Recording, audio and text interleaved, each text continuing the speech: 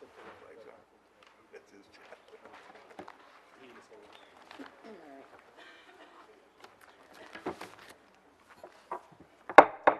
Good evening and welcome to tonight's Warren City Council meeting. We will begin with the Pledge of Allegiance. I pledge allegiance to the flag of the United States of America and to the republic for which it stands, one nation, under God, indivisible, with liberty and justice for all. Roll call, Madam Chair. Mr. Bacamino? Ms. Comartin? Present. Mr. Green? Here. Mr. Liss? I'm here. Mr. Sadowski? Here. Mr. Stevens? Present. Ms. Vogt? Present. Mr. Warner? Here. Camp present. I need a motion to excuse Mr. Bacamino. So moved. Do we hear from, Discussion. Motion by Mr. Stevens, Support. support by Mr. Green. Discussion, Mr. Liss. Has anyone heard from Mr. Bacamino? I did speak with him earlier. He said he'd probably be running just a little late. He didn't say what was the reason. So, Okay. Any other discussion? All right, motion by Mr. Stevens, support by Mr. Green. Mr. Stevens. Yes. Mr. Green. Yes. Ms. Comartin. yes. Mr. Liss. Yes. Mr. Sadowski. yes. Ms. Vogt. Yes. Mr. Warner. Yes. Camp, yes. The motion passed 8-0. Adoption of the consent agenda. So Yeah. moved. Motion by Ms. Vogt, I'll support it with discussion. support by Mr. Liss. Discussion. Discussion, Mr. Liss. Thank you, Madam Chair, for the floor. I would like to remove item 4Q. Okay. Any other discussion, Ms. Comartin? Madam Chair, thank you. I would like to remove 4A, 4I, 4K, and 4R. I'm sorry, can you repeat that? Sure, 4A, 4I, 4K, and 4R. I'm sorry, what was the last one? R as in Robert. 4. Thank you. Thank you. Any other discussion regarding the consent agenda? Seeing or hearing none, I'll call the question. Ms. Vogt. Yes. Mr. Liss. Yes. Mr. Green. Yes. Ms. Comartin. Yes. Mr. Sadowski. Yes. Mr. Stevens. Yes. Mr. Warner. Yes. Camp, yes. The motion passed 8-0.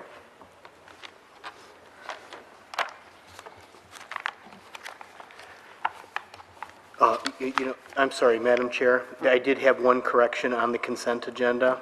Let me just quickly read it. All it was just a change, adding a word to it. It was on item S. On the consent agenda, it should read rezoning with conditions. I'll move reconsideration of the consent agenda Motion by Mr. Liss to reconsider, with those corrections. Support. support by Ms. Comartin. All in favor? Aye. Aye. Those opposed? Reconsideration of the consent agenda 4S has been made, and then the correction was that to rezone property with Conditions. conditions. Madam Chair, I believe we need that we know, because we voted to reconsider, we need a vote on the actual. Correct. So I'll move the consent agenda with those conditions. Support. Motion by Mr. List, support by Ms. Vogt to reapprove the consent agenda with those corrections. Mr. List. Yes. Ms. Vogt. Yes. Mr. Warner. Yes. Mr. Stevens. Yes. Mr. Sadowski. Yes. Mr. Green. Yes. Ms. Comartin. Yes. Camp, yes. The motion passed 8-0. Next agenda item is number 5, adoption of the agenda. Motion to approve with discussion. I'll support that motion. Motion by Mr. Sadowski, support by Mr. List. Discussion, Mr. Sadowski. Okay, Madam Chair, the items that were pulled off the consent agenda, A, I, K, Q, and R, will be, 4A will become 11G, 4I will become 11H, 4K will become 11I, 4Q will be 11J, 4R will be 11K.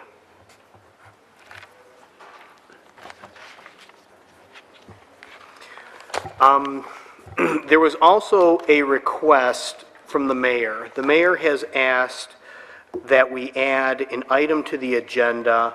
This is the appointment to the Planning Commission of Mr. Said, I believe it's Said Rob. It would be replacing Claudette Robinson. He sent this out this morning. I have not had a chance to contact this individual, and my preferences would be that we would not put it on the agenda, only because I haven't had a chance, and I don't know if other council members have had a chance to speak to this No. individual. No. So, all right, then that will be the decision. We will leave that off. I will have that placed on the agenda for the next council meeting in 3 weeks. Madam Chair, Mr. List. it's not an addition to the agenda. It is simply that on item 14, calendar or pending matters, I would like the council to call that agenda item. I do have some questions about the calendar pending matters. Okay. Okay. Any other discussion regarding the agenda? Seeing or hearing none, I'll call the question. Mr. Sadowski. Yes. Mr. List. Yes. Mr. Green. Yes. Ms. Comartin. Yes. Mr. Warner. Yes. Ms. Vogt. Yes. Mr. Stevens. Yes. Camp, yes. The motion passed, 8-0. Item 6, approval of the minutes of the regular meeting of March 8th, 2011. Motion to approve with discussion. Support. Motion by Ms. Comartin, support by Mr. List. Discussion, Ms. Comartin. Thank you, Madam Chair. On page 4, it was item 8, there was a roll call vote that was taken, and the gavel was turned over to Mr. Warner. I just wanted to verify, and maybe I'm wrong, but I thought that Mr. Bacamino was not there for that vote. I Madam know there Chair. was 2 of them that were in a row, but I don't think he was there for either. Correct. That's what my notes reflected. And it has Mr. Bacamino voting As a no vote. as a no vote? Okay. Yes, so that... No, I was not present No, for that. it says yes, actually. So, Okay. Oh, I'm sorry, I was looking at the second part. yeah, the second part, Okay. they have both of those. So one's on page 4 and the other one's on page 5. He was not in the, up at the council. But you said there was 2 votes that he was unavailable, and at the top of page 5, they have him listed as unavailable. Right. Madam Chair, Mr. Bacamino.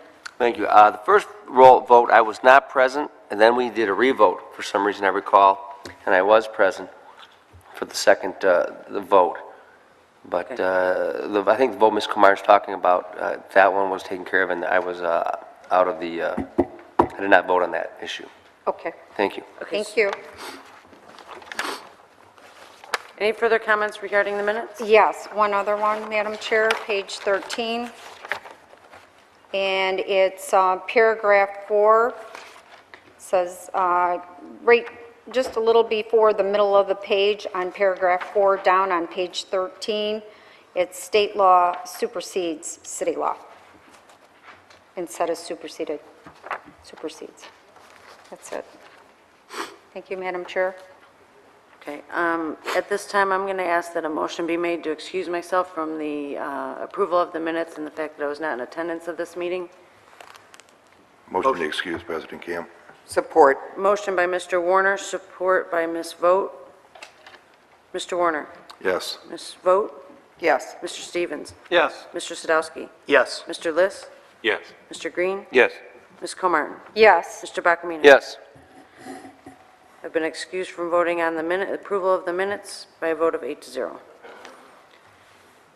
there's no other discussion, I'll go ahead and call the question. Ms. Comartin. Yes.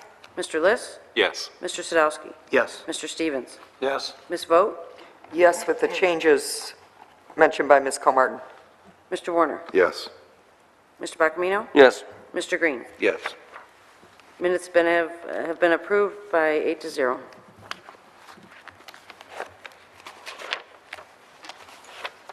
Approval of the bills, item number 7. Need a motion and support? Motion to approve with discussion, Madam Chair? Motion by Ms. Comartin. Any support for Support. this? Support by Mr. Warner. Discussion, Ms. Comartin. Thank you, Madam Chair. Good evening. Good evening. Ms. Colmartin, I had 2 items that you wanted clarification on from last meeting, and would you mind if I go through those now with No, you? please do. Okay. You had a question on check number 503614, which was DPW optional work. What that pertained to is when we went out to bid, we had 2 different portions of the bid. One was for a whole bunch of core work, larger parcels of land. Then there was a second portion, and it was defined as optional work. And what that had to do with was some smaller medians and some items that we weren't sure if the people doing the, accepting the vendors were going to accept that bid. They came in with a low price, so that became part of just the normal overall bid. And therefore, when the bills came out, it still said optional work, but it's just anything but that. It's just normal work that they're doing. It just had to do Okay, with the bid and it did specs. come in with the bid guidelines then? Absolutely. Yep. Perfect. Yep. All right. Your second question was on check number 503399, and you had a question regarding the snow plowing and what happens when we have, a snow emergency or whatever the case may be. Well, I found out from Ben Neighbors that in fact what we do is it's like an all hands on deck when we have a snow emergency. And so all the departments get involved. It's a volunteer system. And so I just wanted to mention, too, that the National Weather Service this past year mentioned that we had over 32 inches of snow in February. It was the second snowiest February in our history in the Metro Detroit area.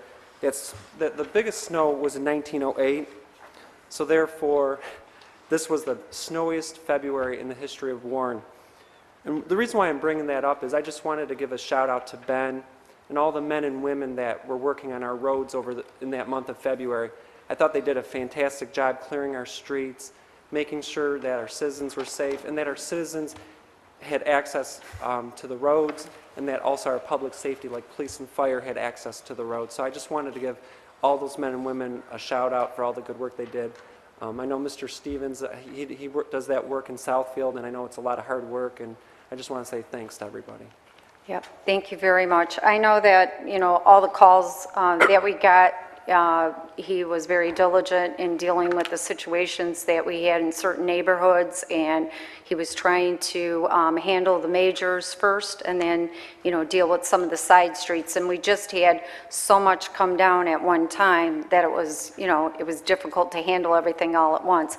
I think part of that question, too, was like the cross-referencing between departments, because it was another department that got one of the plows. Absolutely. So they are utilizing other departments to chip in those situations then? That's right. Okay. Absolutely. And in February, we actually had 4 snow emergencies. So, like I said, there was all hands on deck 4 times, and, the folks worked around the clock to get the streets done. All right, thank you. You're welcome. On the current list of bills, Yes. it was check number 398, page 2, and that one was with Big D Fire Apparatus. I know just over the last couple months, we've had a lot of outside service that we were doing within the fire department, and I just wanted to get some total figures on where we were at with repairs. Yeah, I do have some of that information for you. So far this fiscal year, 2011 fiscal year, the council approved a budget of $325,000. We have spent $167,886. That's actual expenses plus encumbrances, which is 52% of our budget. At this time of the year, we should be at 66% of our budget, so we're under our spend allowed at this point, so we're doing a good job there. But you're right, the total budget for the year is $325,000. I went back and pulled some additional data. Last year, we spent $295,000 approximately for fire vehicle maintenance. So I have that information, and if you'd like, I can put that together in a little summary for you and send you an email. That would be great. Maybe you can CC all the rest of the council, too. Absolutely. Thank you very much. You're welcome. All right, Madam- thank you, Madam Chair. Madam Chair. Mr. Warner. Thank you, Madam Chair. Mr. Malasek, page 5, check number 504325. Speaking of Mr. Neighbors, if he could come down to the microphone. This check is for $6,327 for Gray Bar Electric. And it says lighting, ballast, and fixtures. Just want to know what we replaced or repaired. Good evening, Ben Neighbors, DPW Superintendent. That was for a retrofit lighting system for our fleet maintenance shop.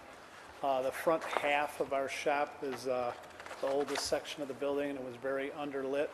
So we went out to bid for the new state-of-the-art T5 lighting, and it was a collaborative effort with DTE. We're also getting a rebate for that, and the project will pay for itself within 1 year with the amount of electricity we'll save.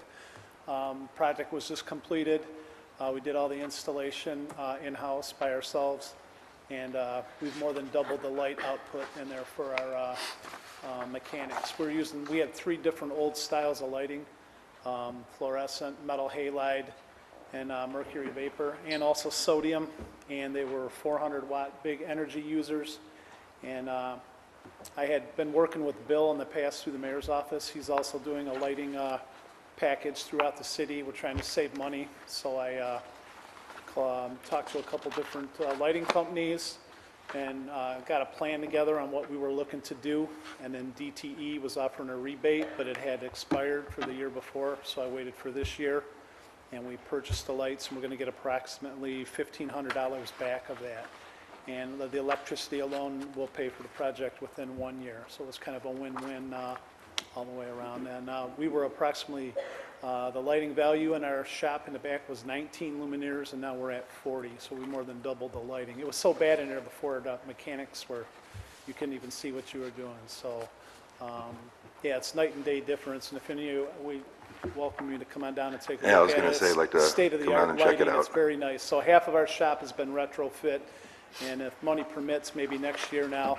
We thought the back half of our garage was newer lighting and very bright. Now it's like the opposite. It looks bad compared to the new energy efficient lights that we installed. So if any of you would like to come down and see it, it's really nice. So, and we saved a lot of money, and long-term energy will be reaping the savings year after year. So Maybe we can explore a possibility of a grant too, so yeah, something like that. that would be ideal. Okay, thank you, Mr. Neighbors. Thank you, Mr. Melisik. Any further discussion? Seeing or hearing none, I'll call the question. Ms. Comartin? Yes. Mr. Warner? Yes. Ms. Vogt? Yes. Mr. Stevens? Yes. Mr. Sadowski? Yes. Mr. Liss? Yes. Mr. Green? Yes. Mr. Barkamino? Yes. Camp, yes. The motion passed unanimously. Next item is number 8, budget expenditure report. Motion to receive and file. Motion by Mr. Liss. Support. Support by Mr. Green. Any discussion? Mr. Liss? Yes. Mr. Green? Yes. Ms. Comartin? Yes. Mr. Barkamino? Yes. Mr. Sadowski? Yes. Mr. Stevens? Yes. Ms. Vogt? Yes. Mr. Warner? Yes. Camp, yes. The motion passed unanimously. Item number 9, announcements. Madam Chair. Mr. Sadowski? Thank you. On Saturday, the Alhambra Sancho Caravan will be hosting the 2011 Mark Thomas Memorial 9-pin no-tap bowling fundraiser. Alhambra does this every year. This is to benefit the developmentally disabled children in our community. The money that's raised on this, the total amount of money goes into what is called their charity fund. So that is distributed directly to the developmentally disabled children. It doesn't go into their general fund, which helps to fund their organization. So this is a chance to do a fundraiser where a majority of the money goes directly to the source. The tickets are $20, and that will cover 3 games, and there's going to be raffles going on all day. The morning session, which starts at 9:30, there's still available slots if you'd like to go and bowl. The afternoon slots have already been sold out. So if you'd like to go down there, walk-ins are welcome. If you want to sponsor a sign, you can sponsor a sign. Or if you just want to go down and buy a couple of raffle tickets for the Wheelbarrow of Cheer, any help they would certainly appreciate. So again, that's at Sunnybrook Lane on Saturday. If most people remember Mark Thomas tirelessly worked for this organization and did a fantastic job, and they've raised a lot of money through this. So, again, Saturday morning, bowling, Mark Thomas No Tap fundraiser. Also, on Friday, during Lent season, my parish, St. Sylvester's Church, puts on a fundraiser, which is their fish fry for the ushers. They actually start their fish fry at 11:30, so you can go for lunch if you choose, or even for dinner. Food's fantastic. As a matter of fact, they ran out of food last week, which they said they won't do this week, but again, food is fantastic, so. I ate it all, is what. So again, this Friday, support the local parishes and go to the fish fries, and if you're in the area, St. Sylvester's has a wonderful one. Thank you. Any other council members with announcements? Madam Chair. Ms. Vogt. Thank you, Madam Chair. Also on this Saturday, March 26th, the Warren's Energy Efficiency and Environmental Advisory Committee is hosting Warren's first Earth Hour event at City Hall. There will be speeches and displays from green vendors, not Mr. Green, but green is environmental. The event will conclude with an Earth Hour showing of BBC's Planet Earth seasonal forest from 8:30 to 9:30. It is open to the public, it's free, and should be very informative and helpful in ways to save our environment. Thank you, Madam Chair. Any other council members? Mr. Liss, you had requested to speak at the end of announcements? No, at the end of public comment. I'm sorry. Okay, with that, I do have one that I forgot to mention. On Monday, March 28th at 7 p.m., the Macomb Intermediate School District Auditorium, Families Against Narcotics, along with the Warren Crime Commission, is hosting a community drug awareness night. It's real people sharing their real stories, and it's open to the public. Parents, community members, students, grade 6 and up, anyone in the metro area. If you would like some more information, you can call 586-438-8500 or visit the website familiesagainstnarcotics, all spelled out, .org. And there's also a contact of Jim McKnight at 586-663-7002. I've had an opportunity to meet with this organization and see some of the information that they're providing. They really are doing a great job, and they're trying to bring about awareness to the fact that in 2008, for example, 5 people died of influenza between the ages of 20 and 44.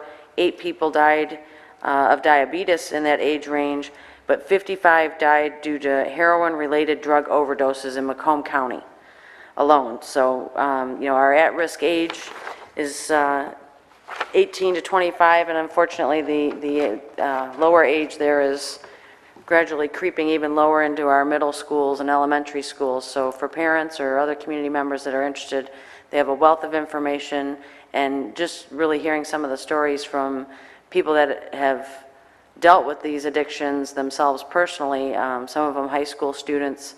It's really compelling and very powerful information that I think everybody can benefit from. So again, that's Monday the 28th, 7 p.m. at the Macomb Intermediate School District Auditorium. Madam Chair, there was one thing I wanted. Mr. Liss. I wanted to thank the Warren Police Department. My secretary in the Royal Oak City Attorney's Office had her parents' house broken into. They live here in Warren, and a number of items were stolen.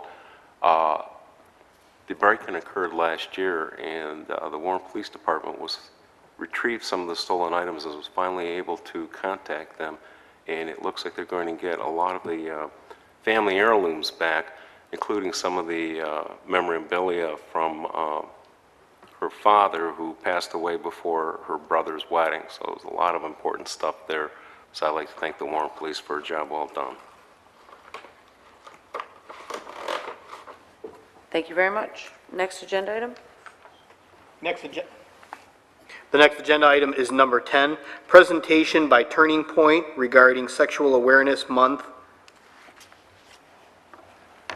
Good evening. Good evening. our battery fell, but you're okay. Not you, it's up here. My name's Adrienne Gasparoni. I'm the Youth and Family Program Director at Turning Point. Turning Point's Macomb County's Sexual Assault Domestic Violence Service Agency. April is recognized across the United States as National Sexual Assault Awareness Month. And I'm here today because sexual assault is still the most underreported crime in our nation. According to the Michigan State Police reports in 2009, there were 721 incidences of sexual assault in Macomb County. Turning Point served 331 residents of Warren in 2010, with 46 of those identifying as survivors of sexual assault. Our forensics nurse examiner program performed 240 exams in 2010. Almost half of those, 41%, were on children between the ages of 13 and 18. The U.S. Department of Justice estimates that only 28% of sexual assault victims report the assault to police. The majority of sexual assault victims are under the age of 18, and the majority of sexual assaults are committed by someone the victim trusts in a place where they're comfortable, most often their home. This isn't something that we prepare any of our children for, any of our middle school students for, on a regulated basis. Sexual assault can be prevented. Turning Point believes that education is the key to prevention. Last year, we presented 125 educational sessions to almost 2,000 students in Warren schools. Throughout education, we believe that sexual assault and domestic violence are preventable, and we know that education works. Students scored significantly higher on post-test evaluations. On average, on pre-test, students scored a 6 out of 10, and on post-test, they scored a 9 out of 10.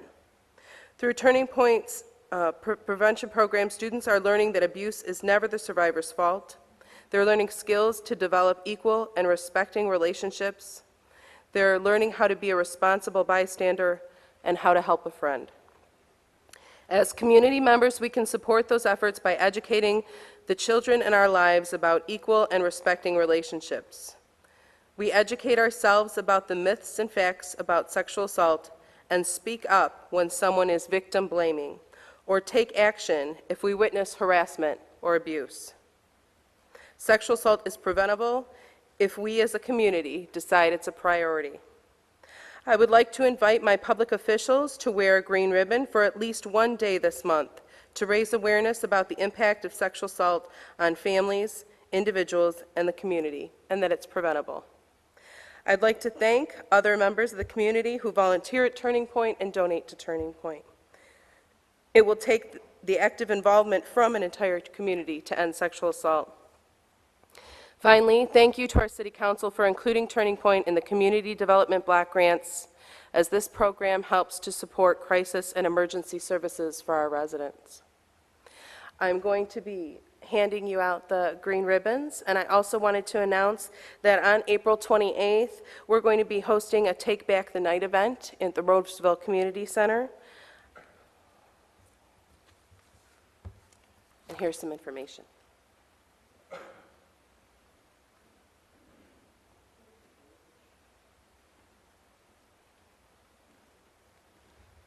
I'll also be placing these ribbons at the back of the auditorium if anybody wants to pick one up on the way out. Thank you for your time and attention. I appreciate it.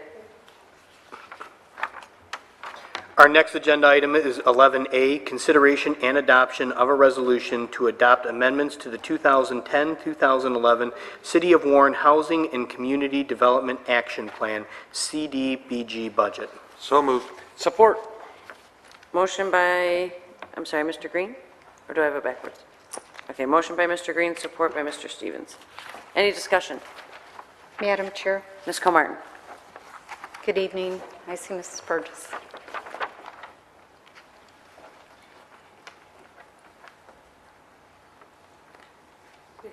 Good evening. The question I have, I know we went over most of the stuff at the committee of the whole last night, but the only question I have for you, out of the activity 1010 contingency, do we have any funds left out of that, or are they all utilized with that? Actually, that's where these funds were left over from, was last year's allocation. The contingency amount at that time was $223,316. So the difference would be left over for this year's funding, and if it's not used, it'll be rolled over For the until following. next year's. Okay, that's all. I was just wondering if there was any additional funds left over in that. Thank you very much. Welcome. Any other comments from council members? I just want to thank you again for taking the time in the detailed meeting that we had last night. I think it was very productive, and I appreciate the opportunity to be able to give some input, and as other council members as well. You're welcome. All right, with that, we'll go ahead and call the question. Mr. Green? Yes. Mr. Stevens? Yes. Ms. Vogt? Yes. Mr. Warner? Yes. Mr. Sadowski? Yes. Mr. Liss? Yes. Ms. Comartin? Yes. Mr. Bacamino? Yes. Camp, yes. The motion passed unanimously. Next agenda item is 11B, consideration and adoption of a resolution rescinding resolution adopted April 13th, 2010 to sell 21075 Marie for $70,000, providing public notice of intent to sell 21075 Marie for $50,000 plus closing costs to home program eligible purchasers and place on file with the city clerk's office said notice of intent for a 30-day period. Need a motion and support? Motion to approve? Support. Motion by Mr. Sadowski, support by Mr. Green. Any discussion? Seeing or hearing none, I'll call the question. Mr. Sadowski? Yes. Mr. Green? Yes. Ms. Comartin? Yes. Mr. Bacamino? Yes. Mr. Warner? Yes. Ms. Vogt? Yes. Mr. Stevens? No. Mr. Liss? Yes. Camp, no. The item passed, 7-2. 11C, consideration and adoption of a resolution adopting the Macomb County Hazard Mitigation Plan 2010 through 2015 and authorizing the mayor and clerk to execute any documents to establish the adoption of the hazard mitigation plan on behalf of the city of Warren. Need a motion and support? So moved. Motion by Mr. Green, support by Mr. Stevens. Any discussion? Seeing or hearing none, I'll call the question. Mr. Green? Yes. Mr. Stevens? Yes. Ms. Vogt? Yes. Mr. Warner? Yes. Mr. Bacamino? Yes. Ms. Comartin? Yes. Mr. Liss? Yes. Mr. Sadowski? Yes. Camp, yes. The motion passed unanimously. Item 11D, consideration and adoption of a resolution in support of the City of Warren's application to receive local bridge funding from the Michigan Department of Transportation for the rehabilitation of Ryan Road Bridge over the Red Run Drain. Need a motion and So moved. support. Support. Motion by Mr. Green, support by Ms. Vogt. Discussion, Mr. Sadowski. Thank you, Madam Chair. Mr. Shadid, obviously with this particular bridge, I mean, everybody has seen the condition that it's in and does need to be replaced. A couple of things and a couple of requests on my part for this particular bridge. The way the guardrail is set up, as you're pulling out of the community center and turning onto Ryan Road to make a left-hand turn, because that particular road sits so much lower than Ryan Road, and the way that the bridge is set, it makes it very difficult to see making a left-hand turn. If possible, one of two solutions to that is if we could widen a portion of the bridge in order so that that rail sits back and you have a better line of sight. Widening it would also make that sidewalk a little bit bigger.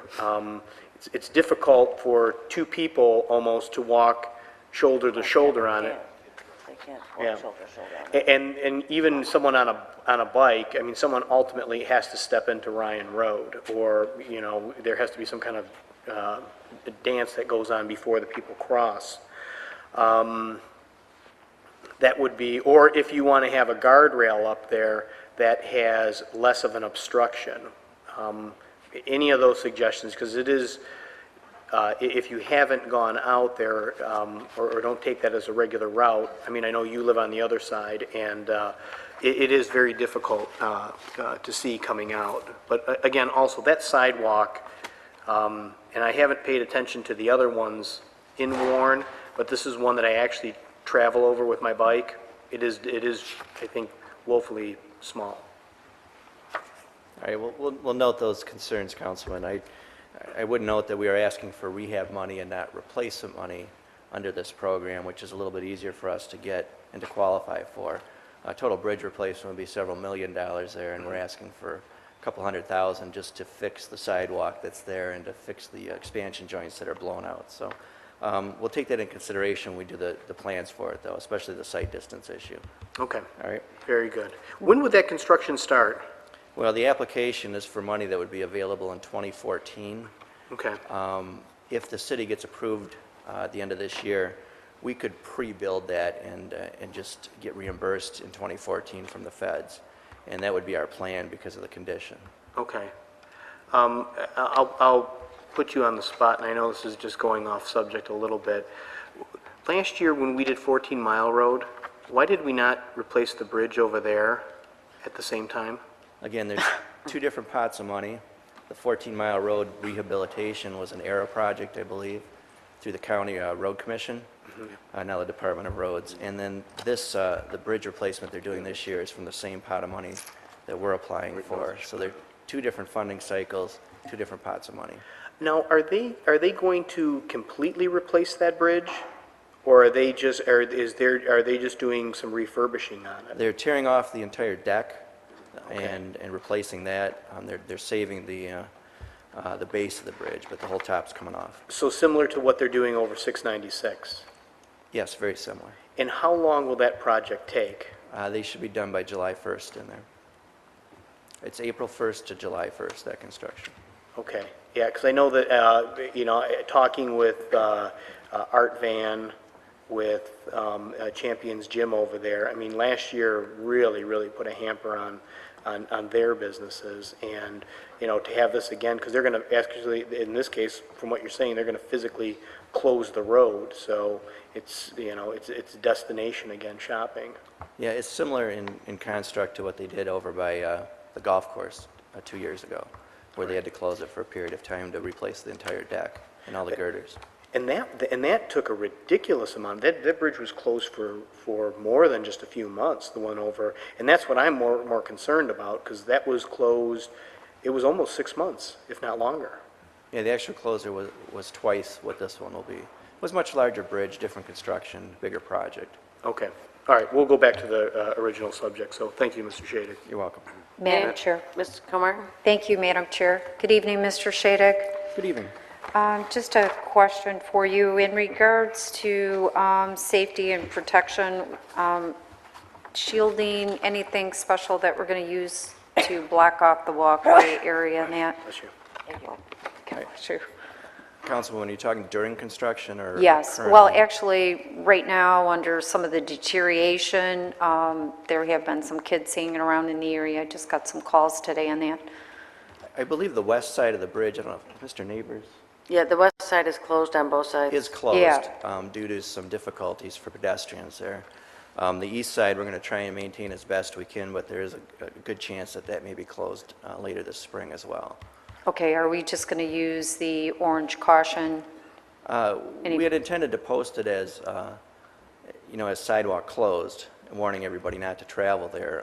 Whatever measures, other measures we need to take, we will, but maybe some snow fence. You know, people are going to go around whatever you put up there anyway. Yeah, I know. Maybe even a little bit of posting, you know, because they did bring it to the attention a little, had some problems with kids going around the orange wrap. I'll take a look at that with Ben then tomorrow morning and see what else we can do in that respect. All right, thank you. And just another question. There were some pictures too, not specifically on this bridge, that there were some other pictures that were sent over on the Lund, Red Run area where it collapsed. Anything on that? I don't think I'm familiar with that. Lund at Red Run, you said? Yep. Lund Street.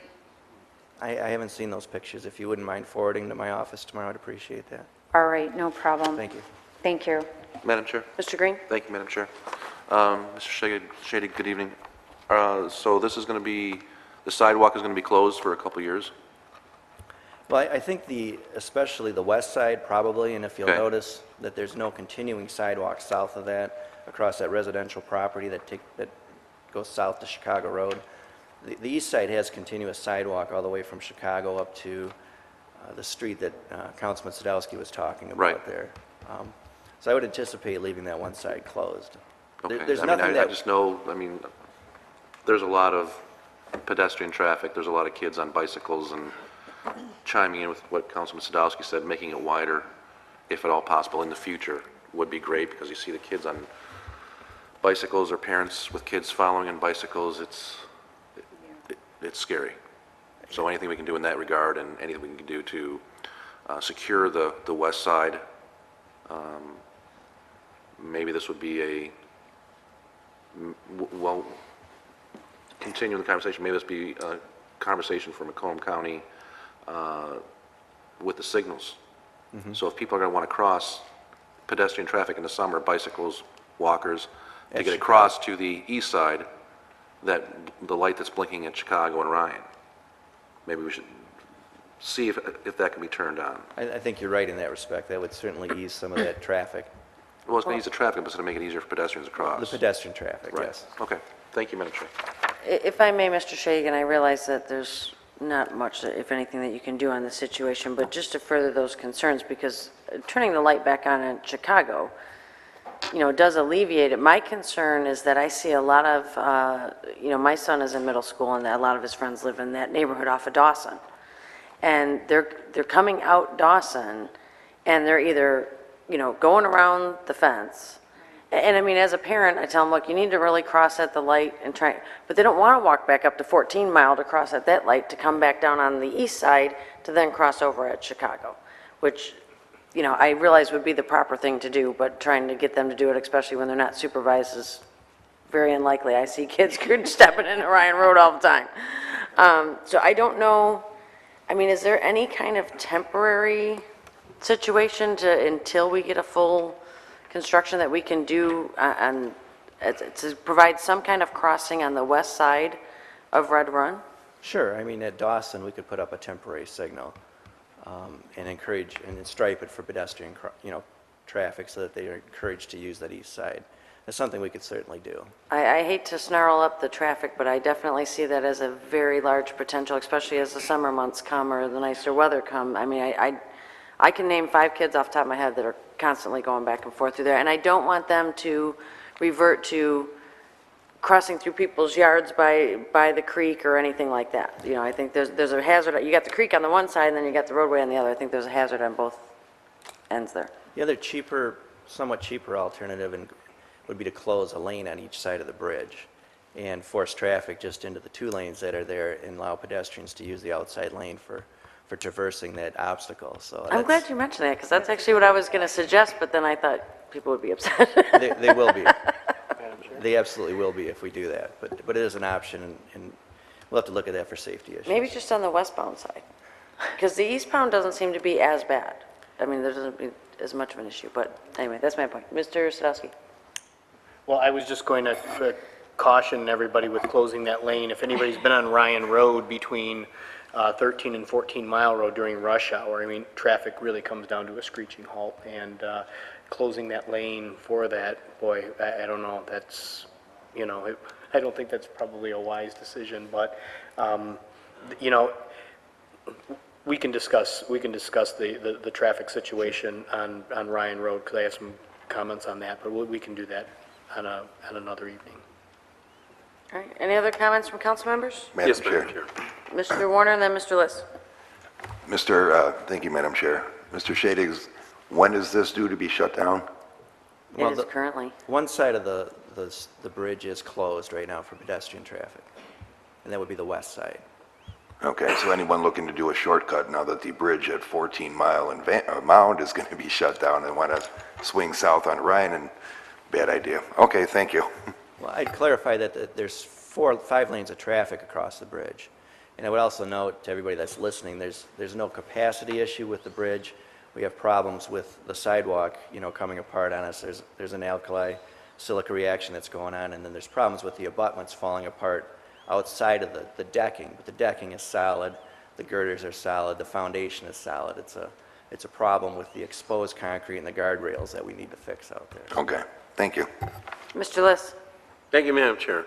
Mr. Shadig, is there any impact from the discharge from the George W. Kuhn drain on this bridge? On the bridge itself, not that I'm aware of. Okay, thank you. Any other comments? Go ahead and call the question. Mr. Green? Yes. Ms. Vogt? Yes. Mr. Warner? Yes. Mr. Stevens? Yes. Mr. Sadowski? Yes. Mr. List? Yes. Ms. Comartin? Yes. Mr. Bacamino? Yes. Camp, yes. The motion passed unanimously. Item 11E, consideration and adoption of a resolution authorizing the mayor and the clerk to execute a contract with DVM Utilities Incorporated for city project WS-11-535, 2011 annual excavation and water and sewer repair, award of bid ITB-W-8331 in the amount not to exceed $80,000. Need a motion? Motion to approve. Support. Motion by Mr. Stevens, support by Mr. Green. Any discussion? Yes, Madam Chair. Mr. List? Could I ask Mr. Melzick? Or hang around, Mr. Shadig. Maybe you can answer my question while I wait for Mr. Melzick. I'll do my best. It states in the memo, 1, 2, 3, 4, 5 paragraphs down, that the available, quote, "The availability of the funding for this contract as stated in the attached city council resolution has been confirmed and approved by the budget analyst." Where's the money coming from? In the resolution, it states that the 2011 water and sewer system budget, line item 1540-8100, which is professional services, and this is not the entirety of that line item, it's a portion of that line item. It's not coming from some kind of road fund, or? No. It's coming out of the general fund? No, this is out of the water budget line. Out of the water budget? Correct. Item, okay. Is Mr. Melzick in the building? I had a question about the fund balance in the water and sewer. I think Mr. Hartley went to see if he's here. If anybody else has any questions, I'll pass until Mr. Melzick arrives. Any other questions from council members? Madam Chair, Mr. Stevens? if I may, through the chair to Mr. Shadig. Mr. Shadig, in the past, these contracts that we do, when was the last time we utilized this type of service? We utilized the full amount last year in 2011, the calendar year. We had budgeted about $80,000 for special repairs, and we used all of it. And was that the project, or the emergency on, was it Lorraine? We had 3 water main breaks right before Christmas on Lorraine. We had an illicit connection we repaired at 9 Mile in Lorraine. And we also had a replacement of 2 water valves, one on DeQuinder and one on Ryan, and that's where the money went. Right, and the one on Lorraine was, what size pipe was it? And it was pretty deep, too, I seem to remember. You're talking behind City Hall in that neighborhood, or are you talking the one down at 9 in Lorraine? No, one behind City Hall. That was a polyethylene water main that was... And there was a valve there, too, wasn't it? Had to be replaced? There was a valve, that's correct. Yeah.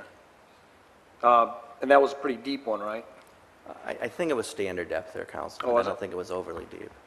Okay. I think it was just the material type that our guys are not as familiar with. The contractors that we hire for these outside repairs, we only utilize them if our guys are already busy. or overloaded, or if there's a situation that maybe they're not as qualified to do as maybe an outside contractor. Okay, but, well, I think our guys are pretty well qualified to do They just are. about anything, but I seem to remember that there was a number of breaks going on at this time, and this involved a valve and the polyurethane pipe and everything else, too, so it was crucial, or thank God that we had the contract in place to take care of that situation, I guess. That's what Yeah, I'm our saying. guys, you know, they performed we had almost 5 breaks, I think, within a week on that line. Our guys did a couple of them, and it was between the holidays. There was some manpower issues. Our emergency contractor came in and finished the job, so it worked out well. Okay, thank you. Mr. List, I don't believe that Mr. Malzak has returned. Did you want to make any Then additional comments? In that case, Madam Chair, I'm concerned about the fund balance in the water and sewer budget. I understand that this is on an as-needed basis, but I did want to ask Mr. Melzik about the stress on the water fund budget. So at this time, I'm going to request that we table this matter to the next council meeting. I have a motion to table by Mr. List. Support to table by Ms. Vogt. Mr. List. Yes. Ms. Vogt. Yes. Mr. Warner. No. Mr. Stevens. No. Mr. Sadowski. No. Mr. Green. No. Ms. Comartin. Yes. Mr. Bacamino. No. Camp, no. The tabling motion failed 6-3. Return to the original motion by Mr. Stevens and support by Mr. Green. Any other discussion? I'll go ahead and call the question. Mr. Stevens. Yes. Mr. Green. Yes. Ms. Comartin. Yes. Mr. Bacamino. Yes. Mr. Liss. No, because there's no budget analysis. Mr. Sadowski. Yes. Ms. Vogt. Yes. Mr. Warner. Yes. Camp, yes. The item passed 8-1. Item 11F, notice of appointment and request to confirm the appointment of David Gorsick to the Downtown Development Authority for a term of office to expire May 31st, 2013. Motion to approve. Support. Motion by Mr. Green. Sorry. Motion by Mr. Green, support by Ms. Vogt. Any discussion? Madam Chair, Mr. Green. real briefly, this gentleman, I believe, comes from, works at TACOM, and in reviewing his resume, it's probably one of the more impressive ones I've ever seen. So we're very, very lucky to have this gentleman come on to the DDA. I believe one point in here, he has his PhD from MIT. Yes. It's pretty good. Absolutely. Thank you, Madam Chair. All right, with that, I'll go ahead and call the question. Mr. Green. Yes. Ms. Vogt. Yes. Mr. Warner. Yes. Mr. Stevens. Yes. Mr. Sadowski. Yes. Mr. Liss. Yes. Ms. Comartin. Yes. Mr. Bacamino. Yes. Camp, yes. The motion passed unanimously. Item 11G was item 4A on the consent agenda, and that was in Ray proposed 2011-2012 fiscal year City of Warren budget, determination by council, date of public hearing, April 26, 2011. Thank you. Ms. Comartin. Madam Chair, I asked to pull this out to just give the residents a schedule of adopting the tax rates in the fiscal 2012 budget. Item 1 was to establish the public hearing on budget for April 26th. Proposed date is March 22nd on that. Public notice of public hearing on the budget, April 16th. Public hearing on the budget, April 26, 2011. Adopt resolution for approving millage rates, May 16, 2011. Adoption of fiscal 2012 budget, and that was May 16th, is the proposal. I'd just like to say with the motion on this to approve it, just like receive and file for, subject to the council's discretion for any of these dates. Support the motion, but with discussion, please, Madam Chair. All right, motion by Ms. Comartin, support by Ms. Vogt. Are you finished, Ms. Comartin? Yes, I am. Thank you, Madam Chair. Ms. Vogt. I questioned some of the dates on here, because April 16th is a Saturday, And May 16th, the dates to adopt the resolution are both Mondays. Well, yeah, both May 16ths are Monday. Did we intend to schedule a Saturday and Monday? Can I see that? I don't. Well, the public hearing is the Tuesday. That's, Correct. yeah, that's fine, but Well, that's, especially the April 16th Saturday. right. April 16th, the public should be available. We definitely will have Oh, public that's just available to, that's for- just to publish the notice. Those are just the dates. And I think that those are the dates for like C&G for their, to Paper. have that into them, to publish that Well, for the newspaper. C&G, you know, their paper is published middle of the week. I know, but I think it's the deadline in order to have that notice into them, so it can be published for that week. Okay, well then, May 16th, the Monday, are we planning to meet on Mondays? I don't know why that's the 16th. I will have a conversation with Mr. Malzek about that. All right, then I would motion to table this until we get the dates figured out. Support. Well, wait, before we go ahead and table this, all we're doing is just setting the public hearing for the actual, for the public hearing for the actual budget, which would be the 26th. Then I would recommend that we divide the question and just acknowledge the setting of the public hearing on April 26th. Yes, and then clarification for the other dates are with Malzek? council's discretion. Going through this, when you and I had spoke earlier this year, we had adoption of the resolution approving millage rate for May 16th, and I'm trying to remember why that date was picked. Right. Based on charter. It Though- says Monday. Correct. And though that date is the same as, basically, we took the schedule from last year and just changed the dates to, but it was the same Monday last year that you guys did the same thing. The charter says the third Monday in Yeah. May is when this should be adopted, and I'm assuming that's why that was derived. Okay. Okay. What about the Saturday? The Saturday, Mr. Sadowski was right about the C&G. That's when that's our deadline to get it to the paper, to get it in time for the timing that we need. You don't have to come in on Saturday if that's what you're asking, no. That's not a problem. I'd be more than happy to come in on Saturday. We come every other day. Why not? Okay, everybody's questions answered? Go ahead and return to the question, call the question. Ms. We'll Warren. withdraw the motion to table. And I withdraw my support.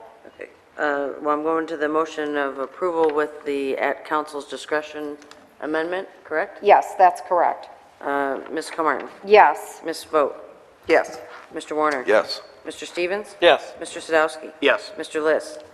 Yes. Mr. Green? Yes. Mr. Bacamino? Yes. Camp, yes. The motion passed unanimously. Next agenda item is 11H, which was 4I on the consent agenda, tabulation of bids and recommendation in Ray, furnish, plant, and maintain trees for the Department of Parks and Recreation, ITB-W-8359, and consideration and adoption of a resolution accepting the lowest bid submitted by Great Lakes Landscaping for a 2-year period in the amount of $64,617.50. Motion to approve with Support. discussion. Motion by Ms. Comartin, support by Mr. Stevens. Discussion, Ms. Comartin. Thank you, Madam Chair. For the residents, we're looking at putting 450 trees to be planted this year. But there was something that I wanted to say. With Great Lakes, what they were going to be doing is they're maintaining the tree afterwards for two seasons and guaranteeing the trees. So just to give residents heads up, they're supposed to go along and water the trees, maintain them. If any of them die, they are supposed to replace them, so. Is that just- guarantee over 2 years? Yes, it is 2 years, so just to let the residents know that there is a 2-year guarantee on those trees, and I just thought it might be something that they should know in case something happens. And just to make sure that they're aware that that company is going to be maintaining them. Thank you, Madam Chair. Any other discussion? I just want to add real quickly in regards to this item, same that Ms. Comartin brought up. It was questioned, I had residents question, why was this not being done in-house? Partially because of that maintenance portion and the guarantee of 2 years, and also just simply, it's not something that we have the manpower to be able to implement that number of trees in a reasonable amount of time. So just wanted to add that as well. Then I'll call the question. Ms. Comartin? Yes. Mr. Stevens? Yes. Ms. Vogt? Yes. Mr. Warner? Yes. Mr. Sadowski? Yes. Mr. Liss? No. Mr. Green? Yes. Mr. Bacamino? Yes. Camp, yes. The motion passed 8-1. 11I was 4K on the consent agenda. Request of the Department of Public Works for approval of award bid ITB-W-8370 to furnish automobile and light truck transmission repair to Driveline Performance for a 2-year period in the estimated annual amount of $28,200 and a total estimated amount for a 2-year period of $56,400 per prices submitted in bid. Motion to approve not to exceed 56.4 in 2-year period. Motion by Ms. Comartin. Support. Support by Ms. Vogt. Discussion, Ms. Comartin? Basically, on this one, we had an estimated amount, and looking at amount not to exceed. I did verify this with the purchasing office in regards to the amount of purchases that we've had, and we can live with that range within the 2-year period. So that's my comments, Madam Chair. I just want to keep a lock on it. Any further comments from council members? Go ahead and call the question. Ms. Comartin? Yes. Ms. Vogt? Yes, with that change. Mr. Warner? Yes. Mr. Stevens? Yes. Mr. Sadowski? Yes. Mr. Liss? Yes. Mr. Green? Yes. Mr. Bacamino? Yes. Camp, yes. The motion passed unanimously. Next agenda item is 11J, which was 4Q on the consent agenda. Tabulations of bids and recommendations in Ray turf fertilization and weed control services for the Parks and Rec Department, bid ITB-W-8368, and consideration and adoption of a resolution accepting the split bids for Evergreen Exterior Incorporated in the estimated 2-year cost of $59,758, and Great Lakes Landscaping in the estimated 2-year cost of $8,682, grand total of both awards for a 2-year period, $68,440. Need a motion and support? Madam Chair, Mr. I Liss? asked for this item to be removed. I'm going to move to deny the expenditure of $68,440 with discussion. Motion to deny by Mr. Liss. Any support? Support. Support to deny by Ms. Vogt. Discussion, Mr. Liss. Madam Chair, thank you. I just think that with these difficult economic times, that our tax base our tax revenue is continuously going down. I think the city can put up with some weeds for a couple of years. That's why I'm seeking to deny the expenditure of $68,440. Any other discussion? Madam Chair, Ms. Vogt?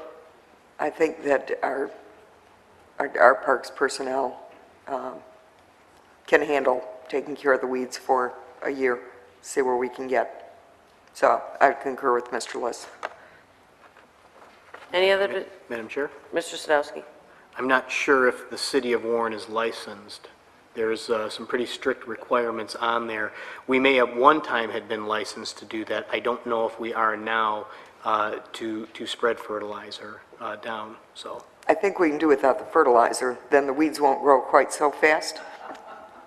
Well, but For a there's year. also weed control, though. This is fertilization and weed control. Right. I understand. Any further comments from council members? Madam Chair? Mr. Bacamino? I see Mr. Bowman's here. I don't know if he would care to comment on how this might impact weeds and, of course, varmints and rodents that would be included with not taking care of it the proper way. Henry Bowman, Good evening. Warren, good evening. Henry Bowman, Warren Parks and Recreation Director. Yeah, you know, the weed control is probably our biggest part, controlling the growth along the fence lines of all the residents' homes, in all the parks, and then a lot of fields like our Helmut Park Ball Diamonds, fertilization there. We have, this is a great source of revenue for the city, and taking care of these diamonds are very, very important. Is there, I was just curious if the man hours, you know, rather than weed control and fertilization, which is a combination, does control the weeds, would the man hours add up to more than oh, it would cost of the bid? it would be quite a bit more. So it'd be cost negative, it would be yeah, negative. It wouldn't be in the positive for us at all. Thank you. Any other Chair. comments? Mr. Stevens? Thank you very much. Excuse me one second, Mr. Stevens. Can we bring the volume down just a little, please? Thank you. Go ahead, Mr. Stevens. Thank you. I understand Mr. Lissa's concerns, and if we're willing to put a moratorium on some of our property maintenance ordinances so that we could apply this to the residents so they wouldn't have to maintain all their weeds also, I could go along with it. But I think it would be hypocritical for us to let our weeds grow and then to go after the residents for not maintaining their lawns. So for that reason, that's why I will not support the motion to deny. Thank you. Madam Chair. Madam Ms. Chair. Vogt? Mr. Bowman, did a disappearing act on me? No, he's right there.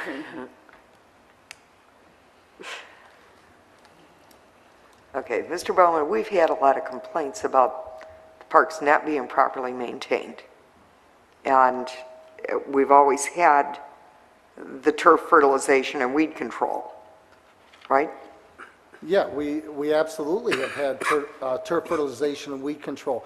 We don't get complaints on the parks not being maintained because of weeds growing up and things like that. We did have a problem last season with a few of our weeds, and we have adjusted that in our contract. We, you know, just like any types of plants or types of weeds, they're going to build some type of resistance to certain weed controls. So we have adjusted our bid to address that and take care of that in the future.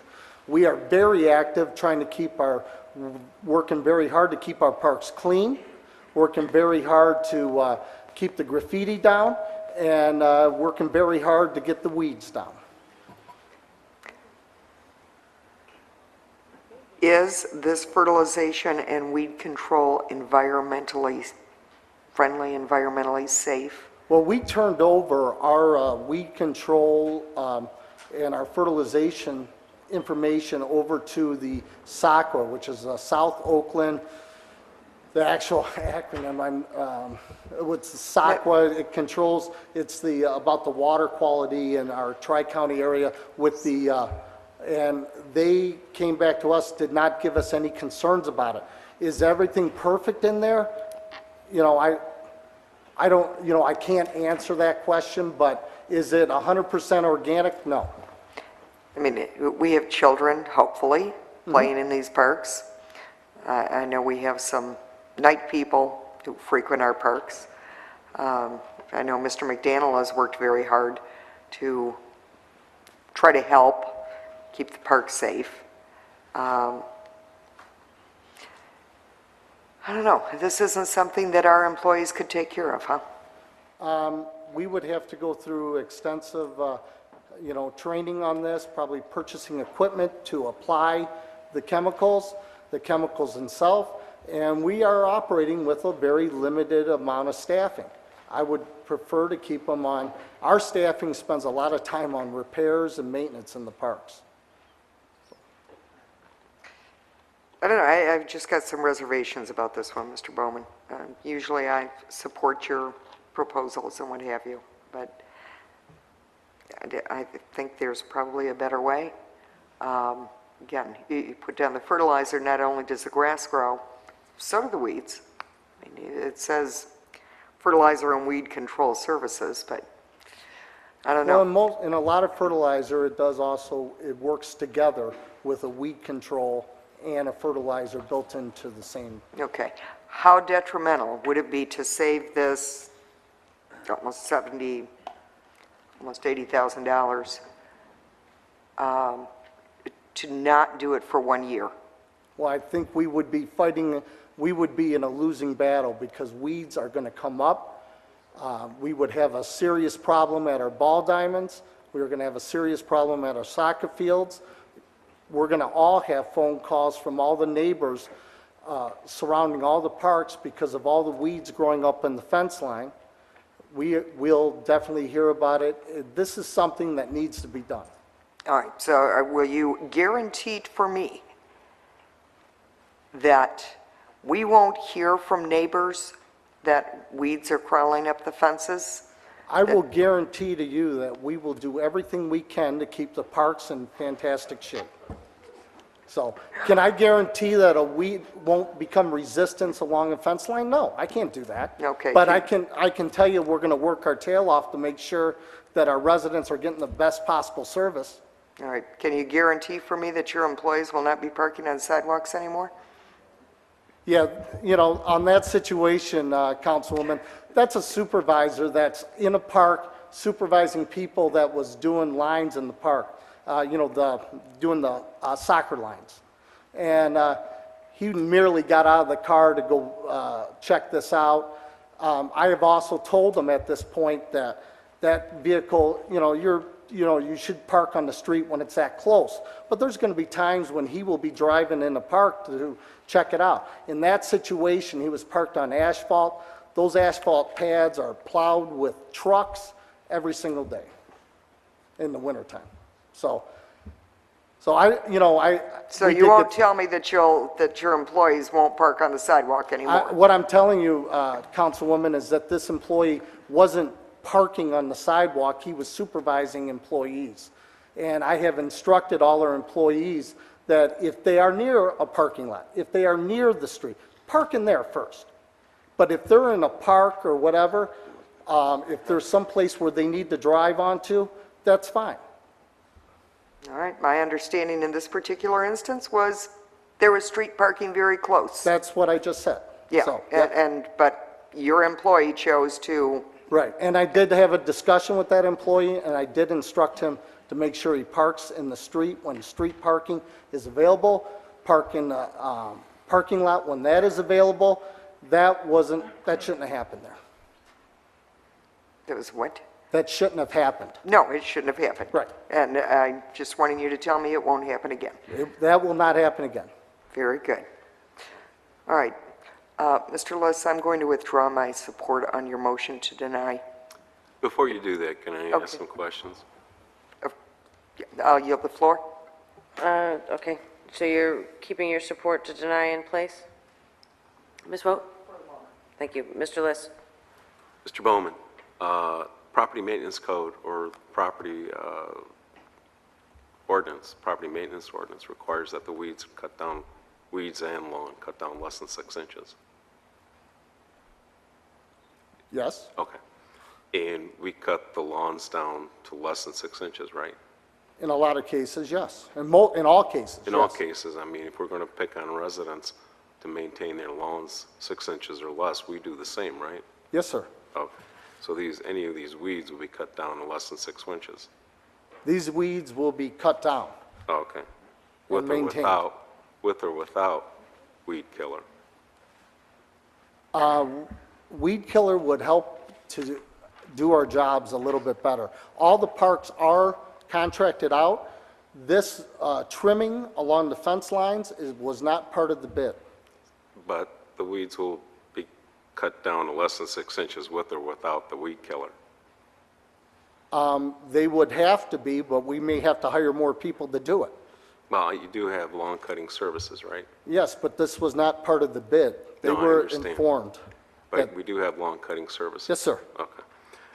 You stated that you gave the list of chemicals used for this fertilizer and weed killing services to SACWA, Yes, sir. the Southeastern Oakland County Water Thank Authority, you. Yes. in Royal Oak. Well, they It's in represent Royal Oak, a right? lot of communities. Their bid, I don't even know where their office is. The but- SACWA World Headquarters is just behind Beaumont Hospital. Okay. They are the water authority for approximately 250,000 constituents. I served on their board. Did one of their water engineers take a look at the list of chemicals? No, sir. We sent it over to Lillian Dean, who works with the SACWA program, who receives the grant money. They asked to have a look at it, and they were going to give us some recommendations.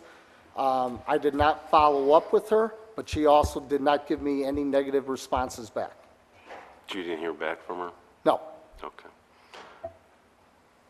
I thought I saw someone here from property maintenance, from the code division, property maintenance division.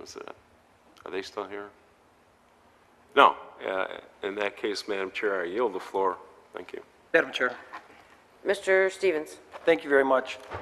I understand the concern over the pesticides, but the people that apply the pesticides are trained and licensed by the state of Michigan. There's different levels for different pesticides that they can utilize, and they only utilize pesticides that and/or follow procedures that are prescribed by the state of Michigan. May I just correct you? That's herbicide, not pesticide. Okay. Thank you, Mr. Liss. Appreciate that. I think you do. Have a good day there, sir. Thank you. I'm sorry, Mr. Bowman, getting your exercise tonight. And Mr. Melzak, I'll be needing you in a minute. Do we send out any kind of public notice or publish it on our webs when these are being applied? For anybody that but might be sensitive? We do put up signs in the parks that when they are applied, so people do know that it has happened. Okay, as long as at least there's some measure for people to be aware of that time. Okay, that takes care of that. Mr. Melzak, did you serve on the bid or the RFP on this No, I did not. proposal? Okay. My concern is, and I don't know if anybody has addressed this, is that there's been some questions in regards to not that there is anything wrong with the bid process by any stretch of the imagination, but it's my understanding that we had a local business located in the city of Warren that was $12.75 over. Can you give me any information on that? My understanding of this bid on the one specific part that was bid out to the other company was over $1,000, so I don't know where you got the $12.75, but I can double check on the overall whole bid for you, but I know in the specific example that I believe it was Great Lakes Landscaping that got the one portion of it. It was Right. over $1,000 cheaper, and that's why we did it. And that's why I went to Evergreen, or Yeah, the one portion went to Evergreen, and the Yep. other portion went to Great Lakes. right. It was my understanding that Great Lakes was, what I was being told is that they were only higher by Evergreen by $12.75. Right, there's many different line items within the bid. Okay. Yeah. Do you happen to know, and I should know this, but unfortunately I don't remember it, on our purchasing ordinance, does it say we shall accept the lowest bidder? Anybody remember that? I'd have to check on the exact wording of it for you. And I can, thank you, Mr. Mills, I appreciate the offer. I was just curious in the fact that, I mean, I know, yeah, I would, like anybody, I mean, if we can support a local business, I'm in favor of that, and I think that it's been argued at this council table on several different issues, and the fact that, it provides control, and the fact that, these people are operating within the city of Warren. So I don't have anything against Evergreen. I was not actually able to investigate this to the full level that I would have liked to, as far as the claims that it was a $12.75 difference, but that might have been per unit. It was not fully explained. And I just want to keep a good relation, not only with Evergreen, but also obviously with Great Lakes, and the fact that, we do appreciate them being here in Warren, and they did win a portion of this bid. and the portion that they were lower, we were able to split it. So I just wanted that to be addressed. Okay. I appreciate your time. Madam Chair. Ms. Comartin? Thank you, Madam Chair. Good evening, Mr. Bowman. On this Great Lakes landscaping, is it the same identical company that is doing the tree planting? That is correct. All right, on the bid specs, when we were referring to the residents and having to comply with our ordinance, and then in our parks, we may have some areas along the fence lines that we were talking about that seem to be an issue with a lot of the residents where it comes up where we do get these odd-end weeds. If we could incorporate that in the bid specs, maybe on the next time, so those things are dealt with and maintained also, even if we are using the herbicides and they're not dealing with everything, that we can also incorporate that, so people get, you said that that's the first area that people have problems with is the fence lines, and not only that, visibility purposes wise in the parks. I know in one of the South End parks, we had a huge situation where people were hiding behind the bushes that really got big, and they turned from trees to like bushes down at the bottom where people were hiding, behind. So we had to clear out that area along the fence line. So maybe if we could incorporate some of that stuff in the bid specs and take care of it for the residents in the maintenance of some of the parks, that would be appreciated too. Okay. Thank you very much. Any other comments? Madam Chair, Ms. Vogt? how long ago did this bid go out? Do you have a date on that? When that went out? I believe this went out in October or November. Oh, of last year? Yes. We wanted to we try and put the bids out in that period. Wait, when did it go out? I know we try and put them out in October, November, so the landscapers can look at it, but usually it wouldn't take this long to come back up in front of you if it did. Well, that was my question, then what took so long? Do you have a date? I don't. Okay, I'm sorry, I don't either. Because this is bid out through, it's just not Parks and Rec on here. This is also DPW, so it encompasses the city. Okay. DPW has employees certified to handle fertilizer, don't they? I can't answer that for you, I have no idea. Mr. Neighbors?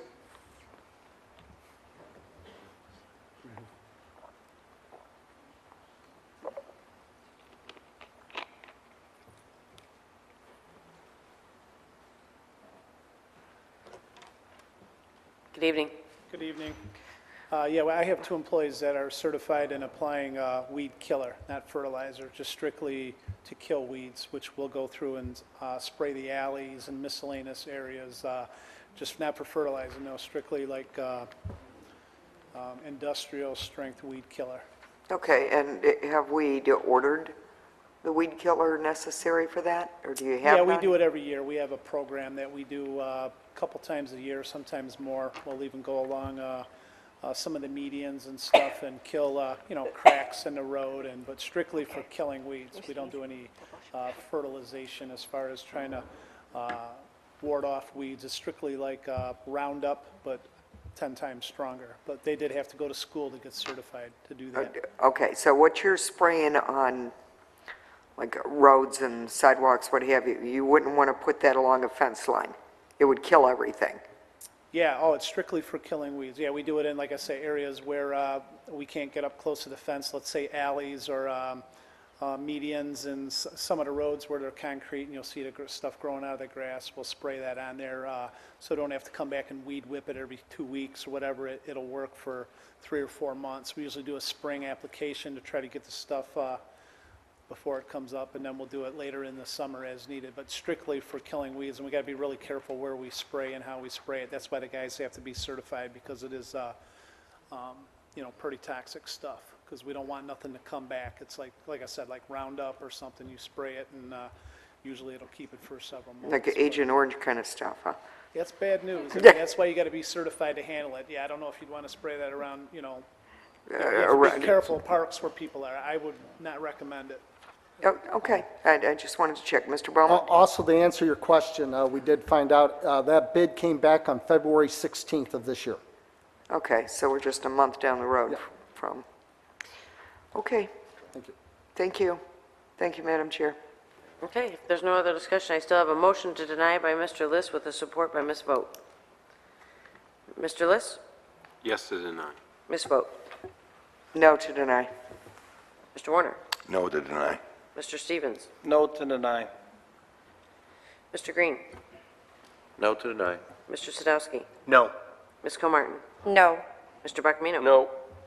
Camp, no.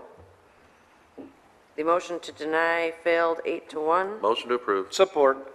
Motion by Mr. Green, support by Mr. Stevens. Any new discussion? Call the question, Mr. Green. Yes. Mr. Stevens. Yes. Ms. Vogt. Yes.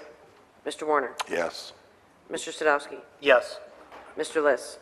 Seems kind of like we did this just a second ago, but no. Mr. Green. Mr. Green, I'm sorry. Oh, yeah, I'm sorry, I had it marked on the wrong line. Ms. Comartin. Yes.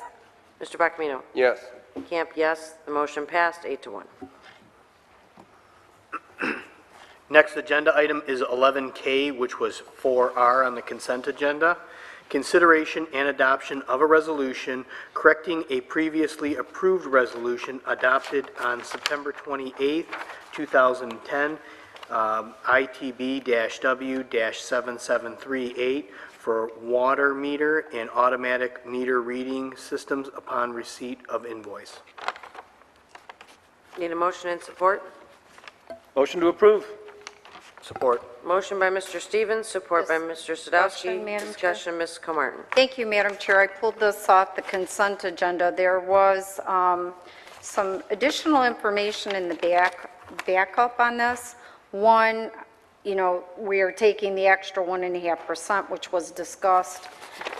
But when you go to the interoffice communication, the problem that I have is Mr. Councilman Sadowski put together all the details of a resolution that we approved with a special revenue line and pay 1 off meter bond payment and 2 with infrastructure replacement. But the resolution that is attached to that doesn't reflect that in it. And this is on the one that we're approving tonight? No, this is the backup information that you sent the interoffice communication on, and that resolution wasn't with it. It was supposed to have those changes that we made to it. Okay. That resolution that they put together does not reflect the changes that you sent over in the interoffice communication. Okay. So I have an issue with that. I do too. Thank you. Can we get that corrected, please? We will. Great. Very good. Thank you for the catch. You're welcome. Motion to table? Support. Motion to table by Ms. Vogt, support by Mr. Green. All in favor? Aye. Aye. Those opposed? The item has been tabled.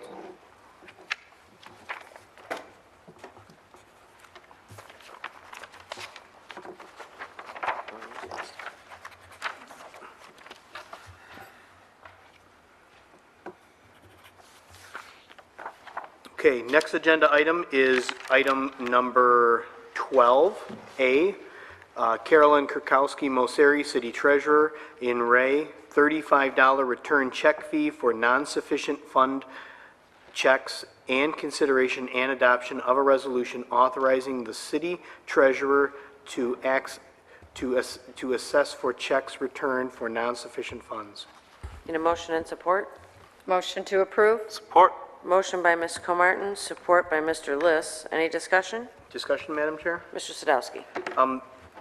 I was actually rather surprised that the city did not have a bounce check fee in place, and I'm glad to see that we're going to go ahead and correct that tonight.